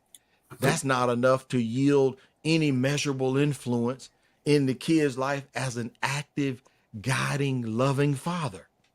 Your Honor, what would have happened to you had you not had an active guiding hand in your life, whether it was some father figure or step parent who stepped into place? At this point, we should be thinking of ways, how do we reduce the impact of kids not being actively parented by fathers? Right. We have a prison and juvenile community that has too many participants by the lack of fathering. Because for a lot of kids, they haven't seen a male with as an authority figure, as an active guiding hand to yield influence, and they need both. Hello, they need both. They've never seen it. Yep. But, you go to most kids are raised by their moms. You go to schools, 90% of teachers are women. Yep. They only see guys on weekends. Yep. Yep. That's maybe the the dads out there at sports. The exercise coach, right? The physical therapy, right. The PT coach, PE teacher. Yep. Yep. Just to break the news on this of all times, I meet with my fourth guardian ad litem on Friday, and it's been all right. It's been 45 months since the last. This is the fourth guardian ad litem. And the third guardian ad litem gave me 3 hours in over 3.5 years. But I just want to tell you guys, I've got multiple doctors that have written this new gal, my fitness. And and again, this is not about this. We're talking about paternity fraud. We're talking about Carnell stuff and Zach and the water gun fight, which is amazing. I just want to say for the record, like on the air, like literally, like I've gotten 3 hours in 6 years. You guys can do it. Hang in there. Like stay tough. Stay in the fight. That's called playing the long game. Carnell will talk about chicanery. Zach will talk about all the amazing things that just being a dad, like just and Carnell has got a brilliant mind. Like these are brilliant folks that I don't know why I'm on here. Thank you. But like you guys are brilliant. I'm the resilient, tough son of a gun that just won't go away. I've had 6 judges. I've had 7 reunification therapists. I've had 4 guardian ad litems. And the only reason why I asked to be on here is like, let's talk about like resilience. Let's talk about perseverance. Let's talk about listening to Zach, and let's talk about listening to Carnell. And I'm gonna pass the mic, but like I got trial in 15 days. I've had 24 continuances. 24 continuances. Wow. Like, I'm not trying to be rude. This is a real thing. This is real. And I'm fit, willing, and able. Sorry, I'm done. I'm done. And if it's happening to you, it's happening to other people's stuff too. You know, if it's happening to you, it's happening to other people also. You know, like you're not, I mean, yours might be like to the far extreme, right? Like and probably because you're such a persistent SOB that you won't stop. Tenacious. You keep going and keep going. Yeah. Whereas do this, and they might have given up and going, you know what, man? It's been 2 years. I haven't seen my kids. I've gone through 4 lawyers and 5 judges, and I'm over it. You know. Yeah. I applaud you for having no quit. Yeah. I think that's it's an admirable quality, and it can be painful in the end, you always will know that you gave everything, and you never surrendered. And Yeah. and there's something to be said for never giving up on yourself and never stopping the fight for what you believe and want to Mm-hmm. happen in your life, and going Mm-hmm. for it with every single ounce of your beingness. And um, Mm-hmm. so, I in case you're applaud wondering, Chuck. I applaud Chuck. And yeah, Jared's quite right here too. I've seen that where he yeah, says a lot of dads are too scared to speak up, and they hide behind attorneys who don't even try. I'm going to say this. In my humble opinion, there's two categories of attorneys. There's negotiators, and then there are the litigators. In my humble opinion, some don't really want to go in the courtroom and aggressively represent the client's interests because no, they're that scared, man. involves Courts conflict. are scared. Yeah, that involves Yeah, conflict. Now, if we can yeah, negotiate in my office or in your office, well, who's bringing the cokes? right, Look, Right. we got the right, ice. You bring the Coke or the Pepsi. Okay. But right. now, you ever heard the term learned helplessness? I think nothing can be done. Therefore, I do nothing to try. And therefore, nothing can be done. Right. Well, I've seen guys that sometimes in their life, they've never really had to go the distance. And I'm going to tell you things that my father encouraged me to do. Zach, I literally ran a race in high school and came in dead last and got a standing ovation. Here's why. I ran a 15,000 meter event. You know, that's a long run. Mm-hmm. Everybody starts at the start line, which becomes a finish line. They all start out at that same line, right? But the only way you officially get time for the race and get your placement is you have to finish the race. Well, as we ran this race, everybody lapped me multiple times. In fact, I was so far back in the back of the pack that the people in the stands were laughing at me. Now, depending on what kind of cloth you cut from, that might be enough to make you quit. That might be enough to make you just give up and say, I don't need all this. I don't need this hassle. But what if you had a dad said, man, but you got to finish what you start. If you're not going to finish it, don't even start it. Don't even attempt it. Just skip it. But if you going to start it, you got to finish it. Don't matter what place you come in, you got to finish. I kept running that race, guys. When I got to run the last lap, man, there was a bunch of cheering starting to happen in the stands. You would have thought I was a freaking celebrity. And as I finally managed to drag myself across that finish line, man, I got a standing ovation. And I learned something for life from that one race. Everybody might start out at the same place, but as time goes on, we end up in different places. Some people going to fall on the wayside along the way. Some people going to give up. Some people going to go at a faster pace. Some people going to go at a slower pace. But what happens when you just say, but I'm going to finish this race. I'm going to be like the turtle in that rabbit. Even though them other people, they might have been fancier than me, smarter than me. They had more stuff than me. They had all the talent than me. But doggone it, I'm going to finish. That is what I brought to legislative reform after a 5-year fight to the Supreme Court of the United States after every one of them courts told me no. I remember what my father said. If you start it, you got to finish it. Finish it. But it wasn't just for me. Do you understand me? It wasn't just for me. You always get me going, Carnell. Every time I talk to you, you got that inspiration of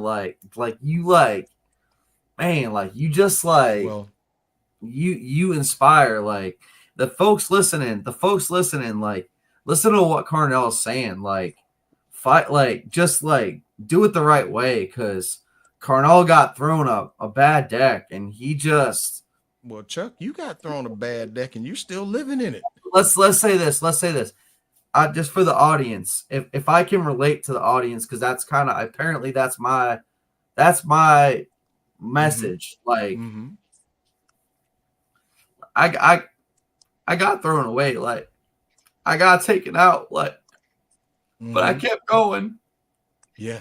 Like, I got a farm. I got a farm now that feeds 148 people. Wow. In my community, and like, I've done 317 boxes of food.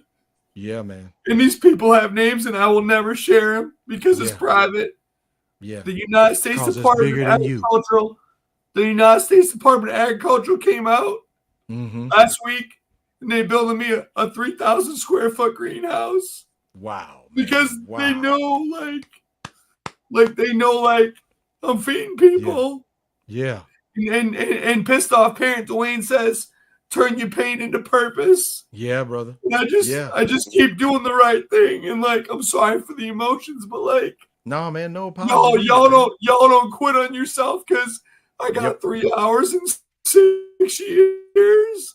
And like, brother. I love all 7 of my kids. Yeah. And I'm fit, willing, and able. I never committed a crime or broke a law. Yeah. And I've been through 6 judges. See, I've been through 7 reunification therapists. So wrong with the system. I've been through 4 GALs, and I got letters from the mayor. The governor of my state did inquiries. Like, I'm sorry. Like, I want to come on, Carnell. Carnell, you are like the GOAT to me. Like, you and Zach, like, Carnell, really, like, I'm not no BS. Dude, like, you are so level-headed. You are so level-headed. Like, I'm just saying, like, you inspired me. Okay, so I talked to Carnell. So the audience, I talked to Carnell a couple years ago, and he took my call, and he met with me, and he inspired me. That's real. That's real. I talked to this man a couple years ago, and I respect him. Thank you, brother. Sorry. Thank you, brother. Look, this the kind of dad, Zach. This the kind of dad, and for all of the dads that can't even get the words out, we hear you, and we feel you right here. These are the people we speaking and advocating for, man, with much love and much honor and much respect. These are the kind of dads that shouldn't have to climb over hills and mountains to see their kids crawling on their knees on broken glass. For people who don't care, those people, they don't give them a hassle. What people don't understand is dads who go through this much effort, they do so because they love their kids. This is not any kind of anything or animus toward the kid's mom. It's not Chuck being the difficult party here.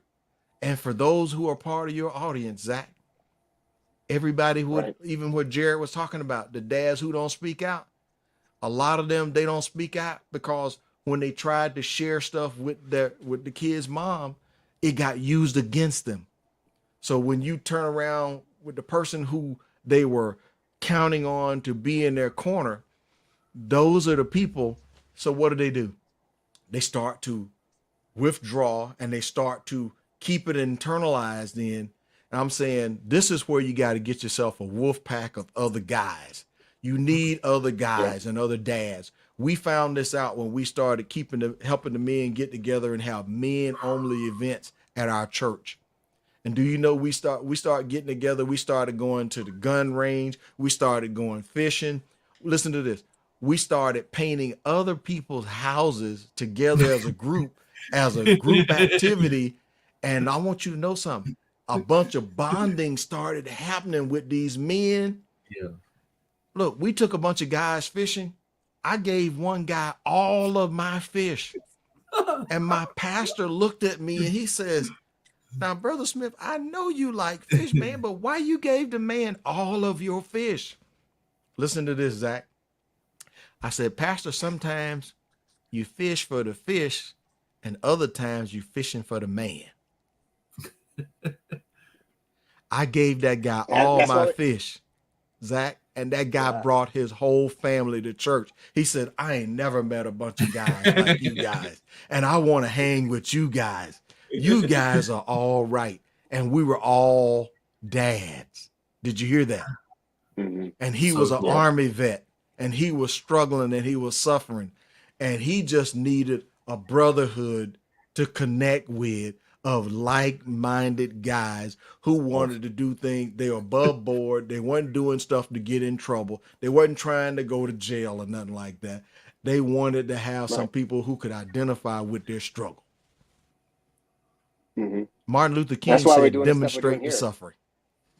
Yes, sir. Yep. That's what community get the guys together and stuff. We're putting together a group right now to do meal prepping. We're gonna do meal prep nights, and so I got a butcher who's gonna give us meat for a cost to do meal prep nights. And so you can't even go to the store and buy meat. The cost I'm gonna have them for this group of dads to get together. We're gonna spend 2-3 hours together, helping each other make a bunch of food. So we're gonna save money and we're gonna hang out and do that together. And I think that's the kind of stuff, building that community, going out doing fishing trips. You know, those are the things that help build that connection. And getting your kids together and stuff on it. Have you read the book, Carnell? I'm gonna leave it on a book, and then we're gonna get out of here because I need to call my son. But I love you guys. We could do this all night. We Raising a Modern Day Knight. Have you ever read the book Raising a Modern Day Knight by Robert Lewis? Okay, I haven't read it, but I like the title. You sound like a guy who likes to read, and so I would imagine you'd enjoy it. But it's an amazing book, and the guy talks about how traditions on raising men into adulthood. And we used to have a world where you'd be knighted, you would be raised into a family, and there would be rituals and traditions and expectations that you would have to be a man in society. And we've lost all of that, and there is nothing being a man except for maybe now you're 21, so you can go drink, right? Or I can go and die for my country. There's nothing out there, and this is a group of men putting together these groups for themselves to make these awards and these ceremonies that we have. And so he gives a few ideas. And we celebrate masculinity. That we're working on with the kid. Yes, we do hikes. We build family crests, and we have swords. We chop up wood, and we cut down trees, and we have big bonfires. We do these things together. Good stuff, we go for man. backpacking trips. That's so good stuff. I'm putting that together here in Wyoming. We have a camp called Back to Camps right now. So we're going to have one in August in Wright, Wyoming, outside of Daniel, Wyoming. In case you're want to get it. This is awesome stuff, dude. So this is how you counter the culture. Point, right? This is how you counter the culture. You can't celebrate masculinity. Our family's We're better. not broke. Yeah. No, we're not. We're totally fine. In fact, only we might even be broke is that we're having people telling us that we're broke all the time, and then we're looking at it through this shady